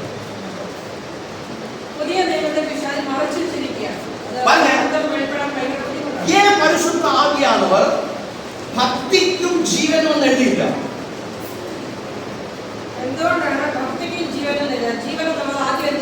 ஏன் ஜீவனுக்கும் பக்திக்கும் தேவையானதுன்னு சொல்லி பைபிள் எழுதுது. பரிசுத்த ஆவியானவருக்கு தப்பு பண்ணிட்டாரா? இல்ல. ஏன் அப்படி எழுதிருக்கிறான்? ஆண்டவருக்கு நல்லா தெரியும் நீங்க எங்க இருக்கிறீங்க. உலக பிரகாரமான பிசிக்கல் வேர்ல்ட்ல நீங்க இருக்கிறீங்க. தெய்வத்துக்கு நன்றாய் தெரியும் நீங்கள் பூமியிலான ஜீவிக்கிறார்கள். ஆமென். பூமியில் ஜீவிக்கும் போது, பூமியில நீங்க வாழுகிற பொழுது உங்களுக்கு முக்கியமானது என்ன? ഈ ഭൂമിയിൽ നിങ്ങൾ ജീവിക്കുമ്പോൾ നിങ്ങൾക്ക് ഏറ്റവും അത്യാവശ്യം എന്താണ്? சொல்லுங்க. பூமியில் நீங்க வாழறப்ப உங்களுக்கு என்ன தேவை? ഭൂമിയിൽ നിങ്ങൾ ജീവിക്കുമ്പോൾ നിങ്ങൾക്ക് എന്താണ് ആവശ്യം? உணவு, உடை, தங்குமிடம். உங்களுக்கு ஆகாரம், வஸ்திரம், താമസിക്കാൻ. இதுதான் பிரையாரிட்டி. இதை விட ஒரு காரியம் பிரையாரிட்டி கிடையாது. ഇതിന് வேற ஒண்ணுமில்லை. புரியுதுங்களா? புரியுதுங்களா? அப்ப ஆண்டவர் உங்களுக்கு இந்த உலக பிரகாரமான ஐஸ்வர்யத்தையும் ஆசீர்வாதத்தையும் ஆண்டவர் முதல்ல உங்களுக்கு கொடுக்கிறார். ഈ ഭൂമിയിലെ അനുഗ്രഹം നമുക്ക് തരുന്നു. அதுக்கு பிறகு അതിനുശേഷം ஆவிக்குரிய ஆசீர்வாதத்தையும் அதோடு சேர்த்து கொடுக்கிறார். അതിനുശേഷം அதோடு சேர்த்து ஆத்மீக അനുഗ്രഹങ്ങൾ. முதல்ல எழுதியிருக்கக்கூடிய ஜீவன் என்று சொல்லக்கூடியது மெட்டீரியல் பிளஸிங்ஸ், ஜீவன் எழுதியிருக்கிறது பிசிக்கல் பிளஸிங்ஸ். அதுக்கு அடுத்து பக்திக்கும் என்று சொல்லி வரக்கூடியது ஸ்பிரிச்சுவல் பிளஸிங்ஸ். അതിനുശേഷം ഭക്തിക്ക് നൽകിയിരിക്കുന്നത് அதோட ஆத்மீக അനുഗ്രഹം. பாருங்க, இது ரெண்டுமே தேவன் எப்படி கொடுக்கிறாங்க தேவ பிள்ளைகளுக்கு? தேவ பிள்ளைகள் தேவன் எப்படி கொடுக்கிறாரு? இதெல்லாம் தேவன் நமக்கு எங்கேയാണ് தருന്നത്? சொல்லுங்க. இது ரெண்டும் ஆண்டவர் எப்படி கொடுக்கிறார் தேவ பிள்ளைகளுக்கு?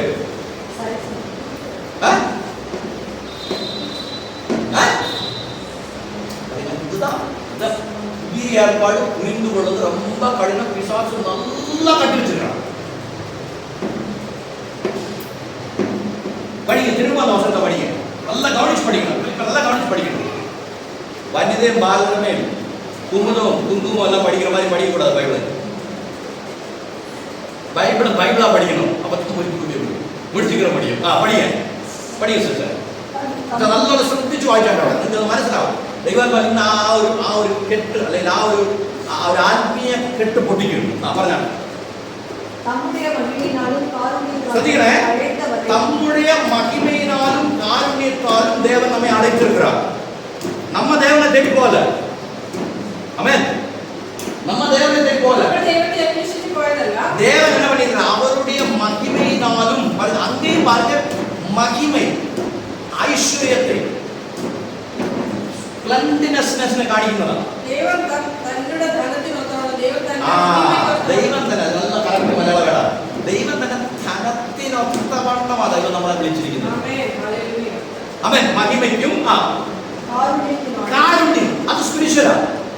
കാരുണ്യം എന്ന് പറയുന്നത് സ്പിരിച്വലാ. മഹിമ എന്നത് ഫിസിക്കൽ മെറ്റീരിയൽ. ഓക്കെ.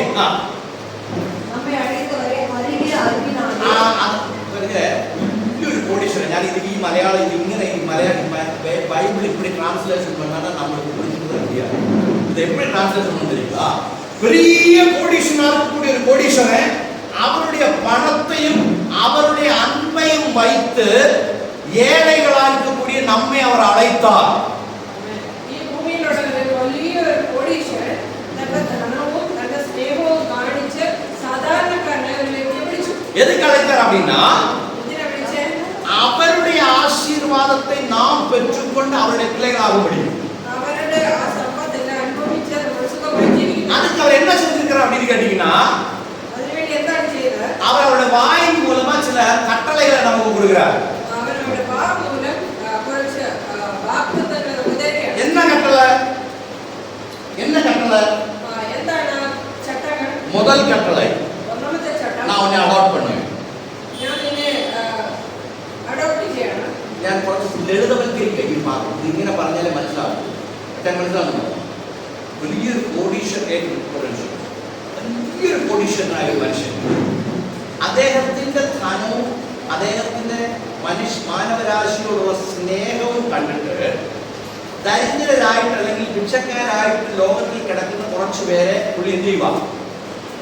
അദ്ദേഹത്തിന്റെ കരുണയും അദ്ദേഹത്തിന്റെ പണത്തിന്റെ ആ എന്താ പറയുക ആഡംബരത്തിന്റെ ഗാംഭീര്യവും കൊണ്ട് അദ്ദേഹം കുറച്ചുപേരെ സ്നേഹിച്ചത് കൊണ്ട് അദ്ദേഹം ആ സ്നേഹിച്ചവർക്ക് ചില നിയമം കൊടുക്കുക. അതേപോലെ ഞാൻ നിങ്ങളെ അഡോപ്റ്റ് ചെയ്യും. പറയുന്നുണ്ടോ? ഞാൻ നിങ്ങളെ അഡോപ്റ്റ് ചെയ്യും. ഞാൻ ചില ചട്ടങ്ങൾ നിങ്ങൾക്ക് തരും. ചട്ടങ്ങൾ എങ്ങനെയാണ് തരുന്നത്?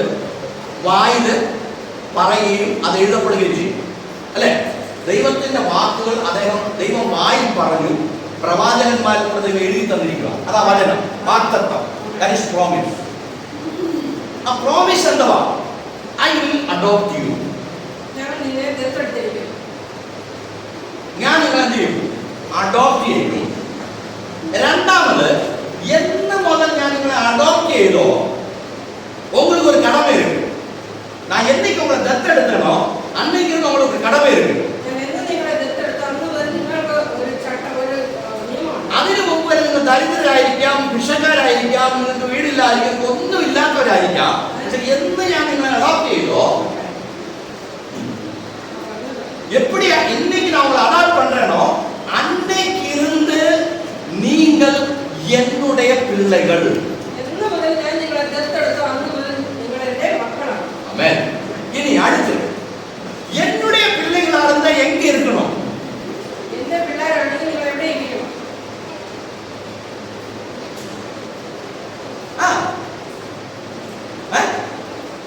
പറഞ്ഞേ சொல்லுங்க. என்னுடைய பிள்ளைகளா இருந்தா நீங்க எங்க இருக்கணும்? ഞാൻ ഇരിക്കണം. ஏன் வீட்ல இருக்கணும்? That's the point. മനസ്സിലാവുന്നു നിങ്ങൾക്ക്? ഇത് ഞാൻ നിങ്ങൾക്ക് രക്ഷിപ്പ് തരും, ഞാൻ നിങ്ങളെ രക്ഷയിലേക്ക് നടത്തും. That is adoption. ഞാൻ നിങ്ങളെ രക്ഷിക്കും.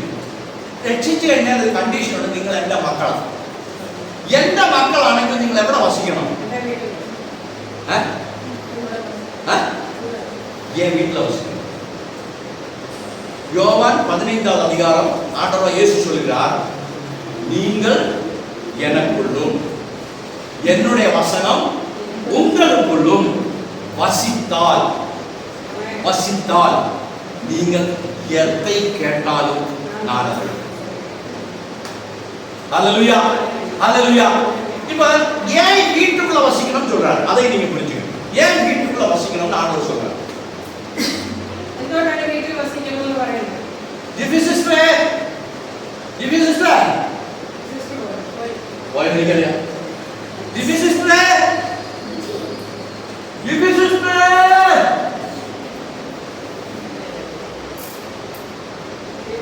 പോയത് നല്ലതായി, അതുകൊണ്ട് എനിക്ക് വിളിക്കാൻ. ഞാൻ വിളിച്ചില്ല, அவங்க கூப்பிட்டா இல்லையா? சிஸ்டர் டியூட்டி போனாங்க, டியூட்டி போனாங்க. நான் கூப்பிட்டா இல்லையா? எவ்வளவு சுத்தமா கூப்பிட்டேன். அவங்க வந்தாங்களா? ஏன்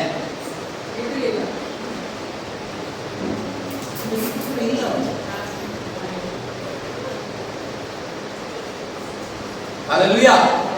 മനസ്സിലാക്കുന്നു ഞാൻ പറയുന്നത്? അവന്റെ വീട്ടിൽ ഇരുന്നാലേ അവന്റെ ശബ്ദം കേൾക്കാൻ പറ്റും.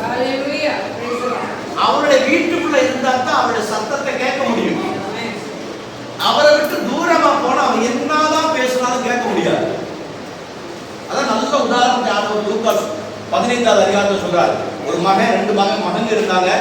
ஒரு பையன் என்ன பண்ணா, அவனுடைய சொத்தை எல்லாம் எடுத்துக்கிட்டு அப்பாவுக்கு எங்க போனானா, பரிசுத்த ஆவியானவர் பைபிள் எழுதுற பொழுது ஒரு சின்ன சின்ன வேர்டு எவ்வளவு சூப்பரா எழுதுறாரு. தூரமான தேசத்துக்கு போனான்.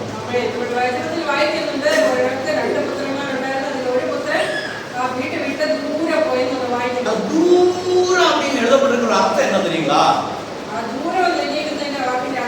அந்த மகனுக்கு ஒரு பேர் ராஜான்னு ஒரு பேர் வச்சுக்கலாம். 2வது பையனோட பேர் ராஜா. ராஜா அப்படின்னு அப்பா கூப்பிடுறாரு. அந்த வீட்டுக்குள்ள இருந்தா அவன் என்ன பண்ணுவான், என்னப்பா அப்படின்னு சொல்லி ஓடி வரும். தூரமா போயிட்டான்னு வச்சுருவேன், கேட்க முடியுமா? கேட்க முடியுமா? This is the condition to blessing.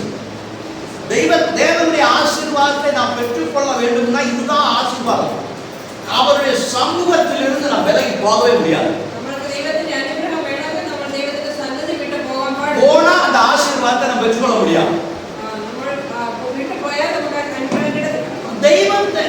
தேவனுடைய பிள்ளைகளுக்கு ஆசீர்வாதத்தை எப்படி கொடுக்கிறாரா? தன்னுடைய பெரிதான வாக்குத்தத்தத்தின் மூலமாக எப்படிப்பட்ட ஆசீர்வாதத்தை கொடுக்கிறார்? எப்படிப்பட்ட ஆசீர்வாதம்? ஜீவனுக்கும் தேவ பக்திக்கும் தேவையான ஆசீர்வாதங்களை முழுவதும் தன்னுடைய வாக்குத்தத்தத்தினால் அவர் கொடுக்கிறார்.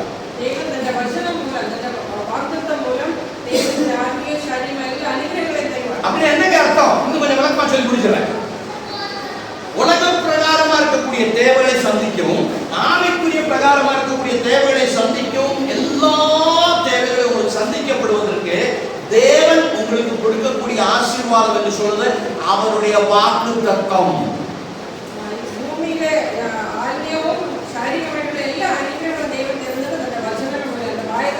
ஆமென். இந்த வாக்குத்தத்தங்களுக்குள்ளதான் ஆசீர்வாதம் இருக்குது.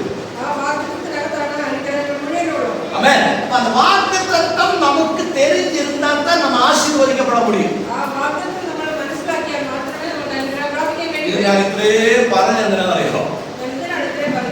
ദൈവം നമ്മളെ എന്താക്കി വെച്ചിരിക്കുന്നു എന്നുള്ളൊരു ചോദ്യം ചോദിച്ചിട്ട് എത്രയും കഥ ഞാൻ കിട്ടിയെടുത്തു വന്നത്. എന്താ ദൈവം നമ്മളെ പറഞ്ഞിരിക്കുന്ന വാഗ്ദത്തം? ആർക്കെങ്കിലും അറിയാവോ? ഇപ്പോഴും മനസ്സിലായി, ഇപ്പം പുരിയല്ലോ. ஆண்டவர் நமக்கு கொடுக்கக்கூடிய வாக்குத்தத்தம் என்ன? தேவன் நமக்கு அந்த வாக்குத்தத்தம் என்னவா? சரி, டைம்ல சீக்கிரம் 10 நிமிஷம் முடிங்க. எடுங்க.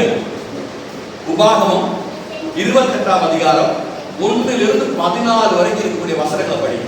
ஆவர்த்தன புத்தகம் 28 1 முதல் 14.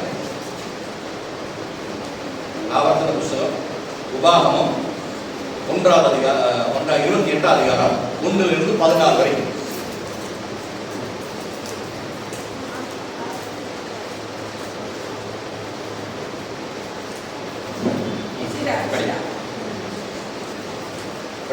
நான் உனக்கு விதிக்கிற தேவனாகிய கர்த்தருடைய கட்டளை நல்ல ശ്രദ്ധിക്കണം വേണം. நீ இத ஃபுல்லா அண்டர்லைன் பண்ணி வச்சிட்டா நல்லது. 14 வாக்குத்தத்தங்களை அண்டர்லைன் பண்ணி வச்சிட்டா ரொம்ப நல்லது. Every day you should read. ஒவ்வொரு நாளும் நீங்க இத படிக்கணும். கர்த்தருடைய கட்டளையின்படி எல்லாம் செய்ய நீ கவனமாய் இருக்கிறது. அவர் சத்தத்திற்கு உண்மையாய் செவி கொடுப்பாயானால் உன் தேவனாகிய கர்த்தர் பூமியில் உள்ள சகல ஜாதிகளுக்கும் உன்னை மேன்மையாக கொடுப்பார். ഒന്നാമത്തെ അനുഗ്രഹം വാഗ്ദത്തം എന്താണെന്നറിയാമോ? ഭൂമിയിലുള്ള സകല ജാതികളിൽ മേലെയും ഉന്നെ മേന്മயாக வைப்பார். இதுவரைக்கும் நம்மளுக்கு இது தெரியாது. தெரியாம இருக்கிறனால பிசாசு நம்ம என்ன பண்ணிருக்கான்? எல்லா ஜாதிகளையும் விட கீழே போடுறான். நம்ம எங்க இருக்கணும்? மேல இருக்கணும். மேல மேல வைப்பேன்னா ஆண்டவர் சொல்லியிருக்காரு. நீ ஏன் பிள்ளையா மாறிட்டா நான் உன்னை மேல வைப்பேன் ஆண்டவர் சொல்லியிருக்காரு. இந்த வசனத்தை நம்மளுக்கு தெரியாது. அதனால நம்ம எப்படி இருக்கிறோம்? இப்போ கீழே அடுப்படி பாயிண்ட் 1. நீ உன் தேவனாகிய கர்த்தரின் சத்தத்திற்கு செவி கொடுக்கும்போது இப்பொழுது சொல்லப்படும் ஆசீர்வாதங்கள் எல்லாம் உன்னை வந்து உனக்கு கிடைக்கும். அடுத்து நீ பட்டணத்திலும் ஆசீர்வதிக்கப்பட்டிருப்பாய். நீ பட்டணத்துக்குள்ள ஆசீர்வதிக்கப்பட்டிருப்பாய். பட்டணத்தில் நீ நிர்ணயிக்கப்படும். அடுத்து வெளியிலும் ஆசீர்வதிக்கப்பட்டிருப்பாய். வெளியிலேயும் ஆசீர்வதிக்கப்பட்டிருப்பாய். ஆமென். கர்ப்பத்தின் கனியும் உன் நிலத்தின் கனியும் உன் நிலத்தின் கனியும் உன் கர்ப்பத்தின் கனியும் உன் மாடுகளின் உன் பெருக்கமும் மாடுகளின் பெருக்கமும் உன் ஆடுகளின் மந்தைகளுமாகிய ஆடுகளின் மந்தைகளுமாகிய மிருக ஜீவன்களின் பலனும் உன் மிருக ஜீவன்களின் பலனும் ஆசீர்வதிக்கப்பட்டிருக்கும். ஆசீர்வதிக்கப்பட்டிருப்பாய். இதை நான் எக்ஸ்பிளைன் பண்ணிட்டே போனோம்னா இன்னைக்கு முடியாது. நீ பட்டணத்துக்குள்ள ஆசீர்வதிக்கப்பட்டிருப்பாய், நீ வெளியிலே அப்படின்னா என்ன அர்த்தம் தெரியுங்களா? நீங்க உங்க வீட்டுக்குள்ளே நீங்க ஆசீர்வாதமா இருப்பீங்க. நீங்க செய்யக்கூடிய பிசினஸ் தான் கீழே போடுறீங்க. என்ன பிசினஸ்? அந்த காலத்துல ஆடு மாடு ஒட்டகம் இதுதான் பிசினஸ். அவைகள் எல்லாம் நீ ஆசீர்வதிக்கப்பட்டிருப்பாய். அடுத்து உன் கூடையும் மாட்டு செய்த உன் குட்டியும் உன் வீட்டுல ஒரு நாளைக்கு அரிசி தீர்ந்து போச்சுங்க, மிளகு தீர்ந்து போச்சுங்க, உப்பு தீர்ந்து போச்சுங்கன்னு நீ சொல்ல மாட்டேன். ஓய் छोटू कर जा कोई घूमने का जगह नहीं है. நீ வருகையிலும் ஆசீர்வதிக்கப்பட்டிருப்பாய், நீ போகையிலும் ஆசீர்வதிக்கப்பட்டிருப்பாய். பாத்தீங்களா? நீ வருகையிலும் ஆசீர்வதிக்கப்பட்டிருப்பாய், போகையிலும். அப்படின்னா என்ன அர்த்தம்? நீ எந்த இடத்துல பிரயாணம் பண்ணாலும் அது ஆசீர்வாதமா இருக்கும். நீங்க போகையிலும் ஆசீர்வதிக்கப்பட்டிருப்பீங்க, வருகையிலும் ஆசீர்வதிக்கப்பட்டிருப்பீர்கள். அடுத்து உனக்கு விரோதமாய் எழும்பும் உன் சத்துருக்களை கர்த்தர் உனக்கு முன்பாக முறியடிக்கும்படி பாத்தீங்களா? ஒப்புக் கொடுப்பார். ஒரு வழியாய் உனக்கு எதிராக புறப்பட்டு வருவார்கள். பாத்தீங்களா? பிசாசு உனக்கு ஒரு வழியா தந்திரத்தை கொண்டு வருவா. எப்படி ஓடி போவானா? 7 வழியா ஓடி போயிடுவான். இதெல்லாம் புரிஞ்சிருக்கிறீங்களா? புரிஞ்சாதான் ஆசீர்வாதத்தை நிக்க முடியும். அடுத்து கர்த்தர் உன் களஞ்சியங்களிலும் நீ கையிடும் எல்லா வேலையிலும் உனக்கு ஆசீர்வாதம் கட்டளையிடுவார். கர்த்தர் உன் களஞ்சியங்களிலும் நீ கையிடும் எல்லா வேலைகளிலும் உனக்கு ஆசீர்வாதத்தை கட்டளை. நீ என்ன செஞ்சாலும் அது ஆசீர்வாதம். அடுத்து தேவனாகிய கர்த்தர் உனக்கு கொடுக்கும் தேசத்திலே உன்னை ஆசீர்வதிப்பார். நீ இருக்கிற தேசத்துக்குள்ள நீ ஆசீர்வாதமா இருப்பாய். அடுத்து நீ உன் தேவனாகிய கர்த்தரின் கட்டளைகளை கைக்கொண்டு நீ உன் தேவனாகிய கர்த்தரின் கட்டளைகளை கைக்கொண்டு அவர் வழிகளில் நடக்கும்போது கர்த்தர் உனக்கு ஆணையிட்டபடியே உனக்கு தமது முன்னே தமது பரிசுத்த ஜனமாக நிலைப்படுத்துவார். அவருடைய பரிசுத்த ஜனமாக அவர் அழைத்து சேர்த்திருக்கிறார். அடுத்து அப்பொழுது கர்த்தருடைய நாமம் உனக்கு தரிக்கப்பட்டது என்று பூமியின் ஜனங்கள் எல்லாம் கண்டு உனக்கு பயப்படுவார்கள். பாத்தீங்களா? இப்ப நம்ம என்ன செய்யறோம்? அக்கம் பக்கத்து வீட்டுக்காரங்க எல்லாம் பயந்துட்டு இருக்கோம். வசனம் என்ன சொல்லுது? உங்களை பார்த்து இவங்க தேவனுடைய பிள்ளைமா அப்படிங்கிற பயம் உங்க பக்கத்து வீட்டுக்காரங்க உண்டாகும். ஆமென். அடுத்து உனக்கு கொடுப்பேன் என்று கர்த்தர் உன் பிதாக்களுக்கு ஆணையிட்ட தேசத்தில் கர்த்தர் உன் கர்ப்பத்தின் கனியிலும் உன் மிருக ஜீவன்களின் பலனிலும் உன் நிலத்தின் கனியிலும் உனக்கு பரிபூர்ண நன்மை உண்டாகும். அப்படின்னு என்னங்க அர்த்தம்? இதை நல்லா கவனிக்கணும். நல்ல ദൈവത്തിന്റെ വാർത്തത്തിൽ നമ്മൾ ഏറ്റവും വലിയൊരു വിഷയം നമ്മുടെ വീട്ടിൽ അബോർഷൻ ഉണ്ടാകുന്നത്. അബോർഷൻ നടക്കവേ നടക്കാതെ വീഴും. ഒന്ന് ഗർഭത്തിൻ കനി അബോർഷൻ.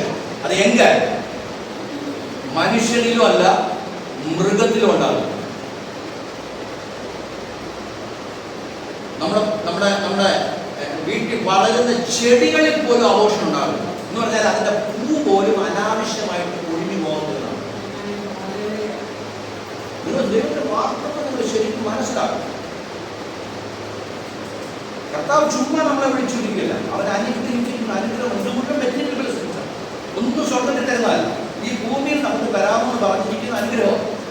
അടുത്ത് ஏற்ற காலத்தில் உன் தேசத்திலே மழை பெய்யவும் நீ கழித்து செய்யும் வேலைகளெல்லாம் ஆசீர்வதிக்கவும் கர்த்தர் உனக்கு தமது நல்ல பொக்கிஷசாலையாகிய வானத்தை திறப்பார்.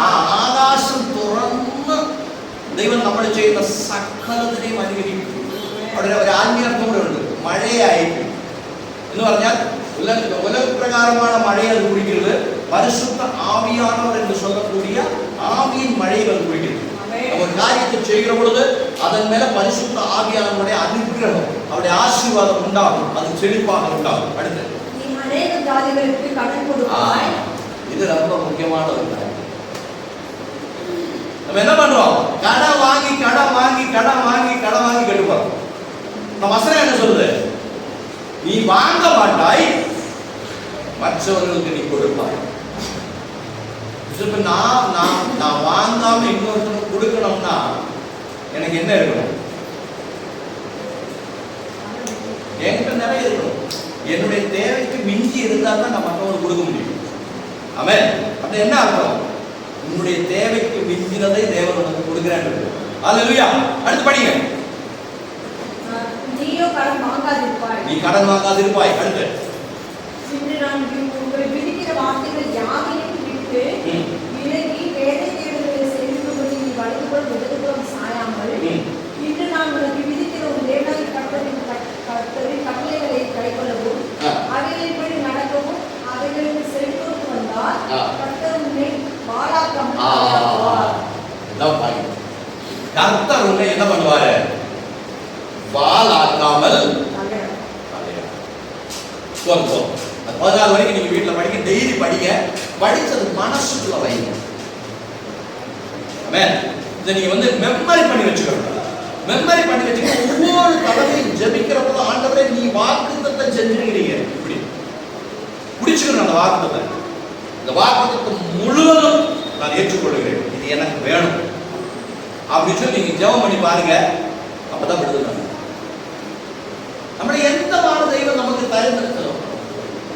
നിൽക്കാൻ പറ്റില്ല. ഞാൻ തന്നെ മനസ്സിൽ മലയാളത്തിൽ കുറച്ചുകൂടെ ഉള്ളൂ, 5 മിനിറ്റ്. നമുക്ക് എന്താണ് ദൈവം നമുക്ക് നൽകി തന്നിരിക്കുന്നത് എന്നുള്ളതിനെ കുറിച്ചുള്ള പൂർണ്ണ ബോധം നമുക്കില്ലെങ്കിൽ നമ്മൾ എന്താ പ്രാർത്ഥിക്കേണ്ടത് നമുക്ക് അറിയില്ല.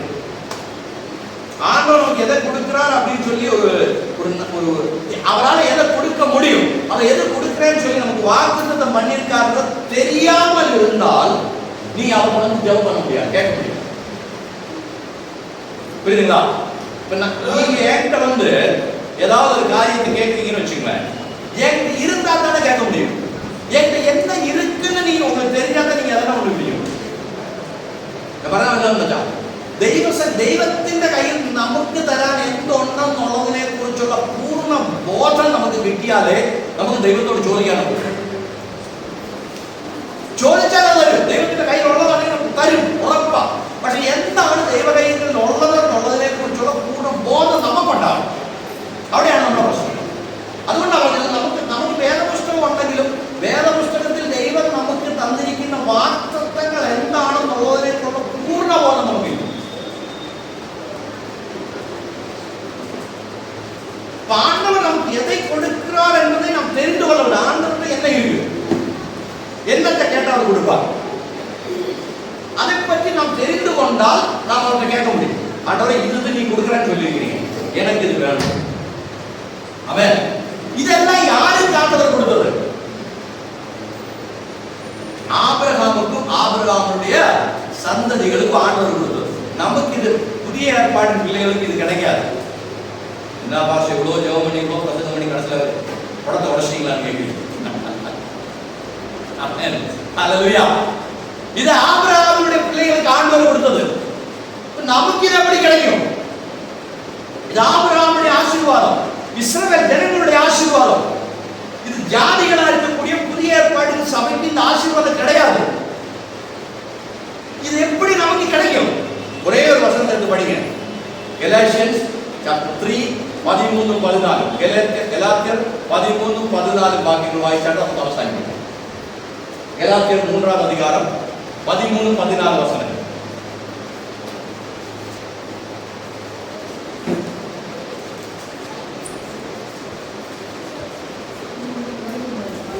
13-14.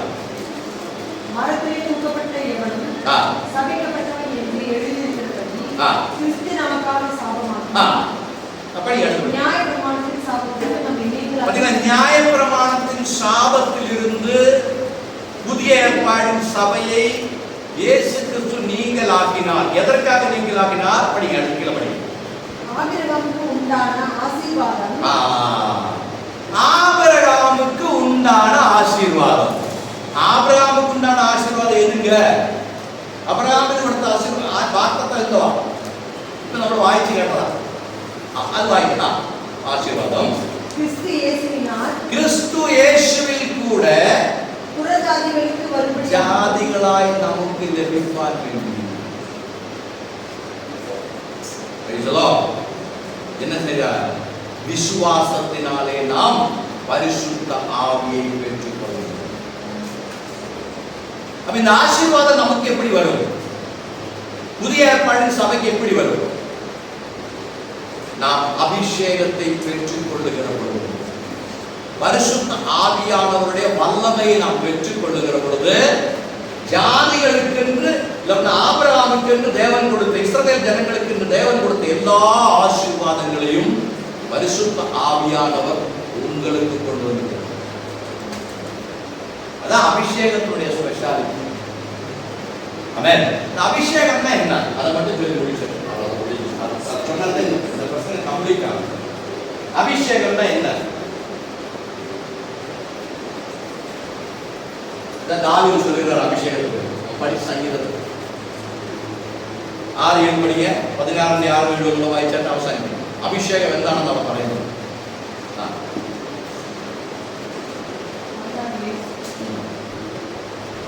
எனக்கு ஆலோசனை தந்த கர்த்தரை துதிப்பேன். ராக்காலங்களிலும் என் உள்ளத்தில் என்னை உணர்த்தும். அடுத்த வசனம். கர்த்தரை எப்பொழுதும் என் முன்பாக வைத்திருக்கிறேன். அவர் என் வலதுபுறத்தில் இருக்கிறபடியால் நான் இதுதாங்க அபிஷேகம். இதான் அபிஷேகம். என்ன அபிஷேகம்? அபிஷேகம் என்ன அர்த்தம்? அப்பா வீட்டுக்குள்ளே இருக்கிறது, அவருடைய சத்தத்தை எப்பவும் கேட்கிறது. அதுதான் அபிஷேகம். புரியுதுங்களா? ரா காலத்திலேயும் என்னைய உள்ளந்தரியம் என்னை உணர்த்தும். பரிசுத்த ஆவியானவர் ராத்திரிலையும் பேசிடுவார், பகல்லையும் பேசிடுவார். தேவனை எனக்கு முன்பாக வைத்திருக்கிறேன் அப்படின்னா எங்க போனாலும் ஆண்டவருடைய பிரசன்னம் நம்மோடு கூட இருக்கிறதுக்கு தான் அபிஷேகம் என்று சொல்லுவோம். அப்ப என்ன ஆகும்? இந்த அபிஷேகம் இருந்தா என்ன ஆகும்? இன்னொரு விஷயம் கவனிங்க. நம்ம மேல இந்த அபிஷேகம் இருந்தா என்ன ஆகும்?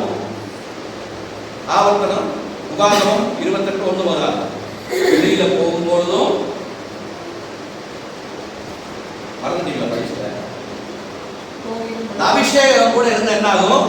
வெளியில போகும்பொழுதும் ஆசீர்வதிக்கும். அல்லேலூயா. இந்த அபிஷேகம் கூட இருந்துச்சுன்னா உள்ள வருகிற பொழுதும் ஆசீர்வதிக்கும். இந்த அபிஷேகம் கூட இருந்துச்சுன்னா நான் கையிட்டு செய்யக்கூடிய எல்லா காரியங்களையும் தேவன் ரிஷி செய்தாலும் എന്ത് പണി ചെയ്താലും അഭിഷേകം നമ്മുടെ കൂടെ ഉണ്ടെങ്കിൽ ഈ ദൈവത്തിന്റെ അനുഗ്രഹങ്ങൾ മുഴുവൻ നമ്മുടെ കൂടെ. தாவீது சொல்றான், என்ன சொல்கிறான்?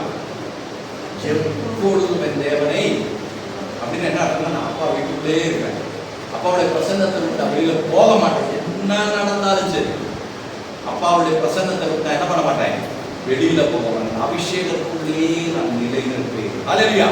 அந்த அபிஷேகம் நம்மளுக்குள்ள இருந்ததுன்னா நம்ம என்ன பண்ணுவோம்? அது வெற்றி பெறுவதற்காக வழி நடக்கும். அல்லேலூயா.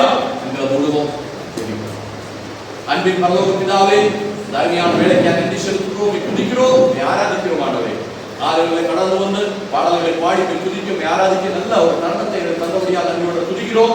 இப்பொழுதும் தேவனுடைய வார்த்தையிலிருந்து வசனத்திலிருந்து நிறைய காரியங்களை தேவாலயங்களுக்கு புதிதாக கற்றுக் கொடுக்கிறதுக்காக நன்றி செலுத்துகிறோம். தாவீது சொல்லுகிறது போல அவருடைய ஸ்தோத்திரம். அது எப்பொழுதும் உண்மை ஆலலியா, எங்கள் ஆலலியா ஸ்தோத்திரம் முன்பாக நாங்கள் வைத்துக் கொண்டு ஆண்டவரே ஸ்தோத்திரம். இந்த அபிஷேகத்துக்குள்ள நிலை இருக்க எங்களை கிருபையின்படியா ஜெபிக்கிறோம். தேவன் எங்களுக்கு தரக்கூடிய ஒவ்வொரு ஆசீர்வாதத்தை நாங்கள் புரிந்து அறிந்து அல்லையா தேவாதி தேவனை மகிமைப்படுத்த எங்களுக்கு கிருபையின்படியா ஜெபிக்கிறோம். ஆண்டவரே, கடந்து ஜனங்களுக்காக நன்றியோடு துதிக்கிறோம். டியூட்டிக்காக கடந்து போயிருக்கிறவர்களுக்காக நன்றியோடு துதிக்கிறோம். போக வருகிற உடைய பிரசன்னத்தால் நிறைக்கும்படியா ஜெபிக்கிறோம். ஆண்டவரே, நன்மையான ஜெபி சிஸ்டருடைய அம்மாவுக்காக, அப்பாவுக்காக, ஜோயலுக்காக, அல்லது ஜோபினிக்காக, குடும்பத்துக்காக நன்றி சொல்றேன். ஆசீர்வதி பலப்படுத்துகிறேன்.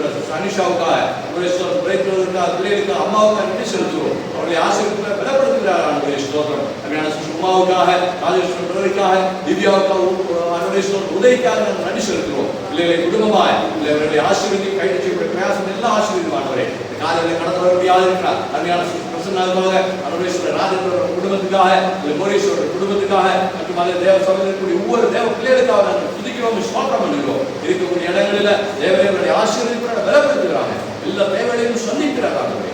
ஜெபத்தை கேட்கக்கூடிய நன்றி செலுத்துகிறோம். ஊழியக்காரன் பிதாகுமார் பரிசுத்தாவின் நாமத்தில் பிள்ளைகளை ஆசீர்வதிக்கிறார்கள். ஆசீர்வாதமாகவே மாற்றுகிறார். ஜெபத்தை கேட்கக்கூடிய நன்றி. இயேசுவின் நாமத்தில் நாங்கள் ஜெபிக்கிறோம் நல்ல பிதாவே. ആത്മാവേ കർത്താവേ സ്തോത്രം. ഉള്ളോടമേ പരിശുദ്ധാത്മാവേ സ്തോത്രം. ആത്മാവേ കർത്താവേ സ്തോത്രം. കർത്താവേ സകലകാര്യങ്ങളെയും നമ്മുടെ പിതാവായ ദൈവത്തിന്റെ സ്നേഹവും പുത്രനായ കർത്താവിന്റെ നമ്മെ ആശ്വസിപ്പിക്കുന്ന പരിശുദ്ധാത്മാവിന്റെ സഹവാസവും ഉണ്ടായി നമ്മോട് വായിച്ച സകല വിഷയങ്ങളും പ്രാർത്ഥന വിഷയങ്ങളോടും കേട്ട വചനങ്ങളോടും ലോകമുള്ള എല്ലാ വിശുദ്ധന്മാരോടും ഇപ്പോഴും ഉണ്ടായിരിക്കുമാറാകട്ടെ. ഈ മുതൽക്കാലം ചേർന്ന ദൈവത്തിന് നമുക്ക് സ്തോത്രം ചെയ്യാം.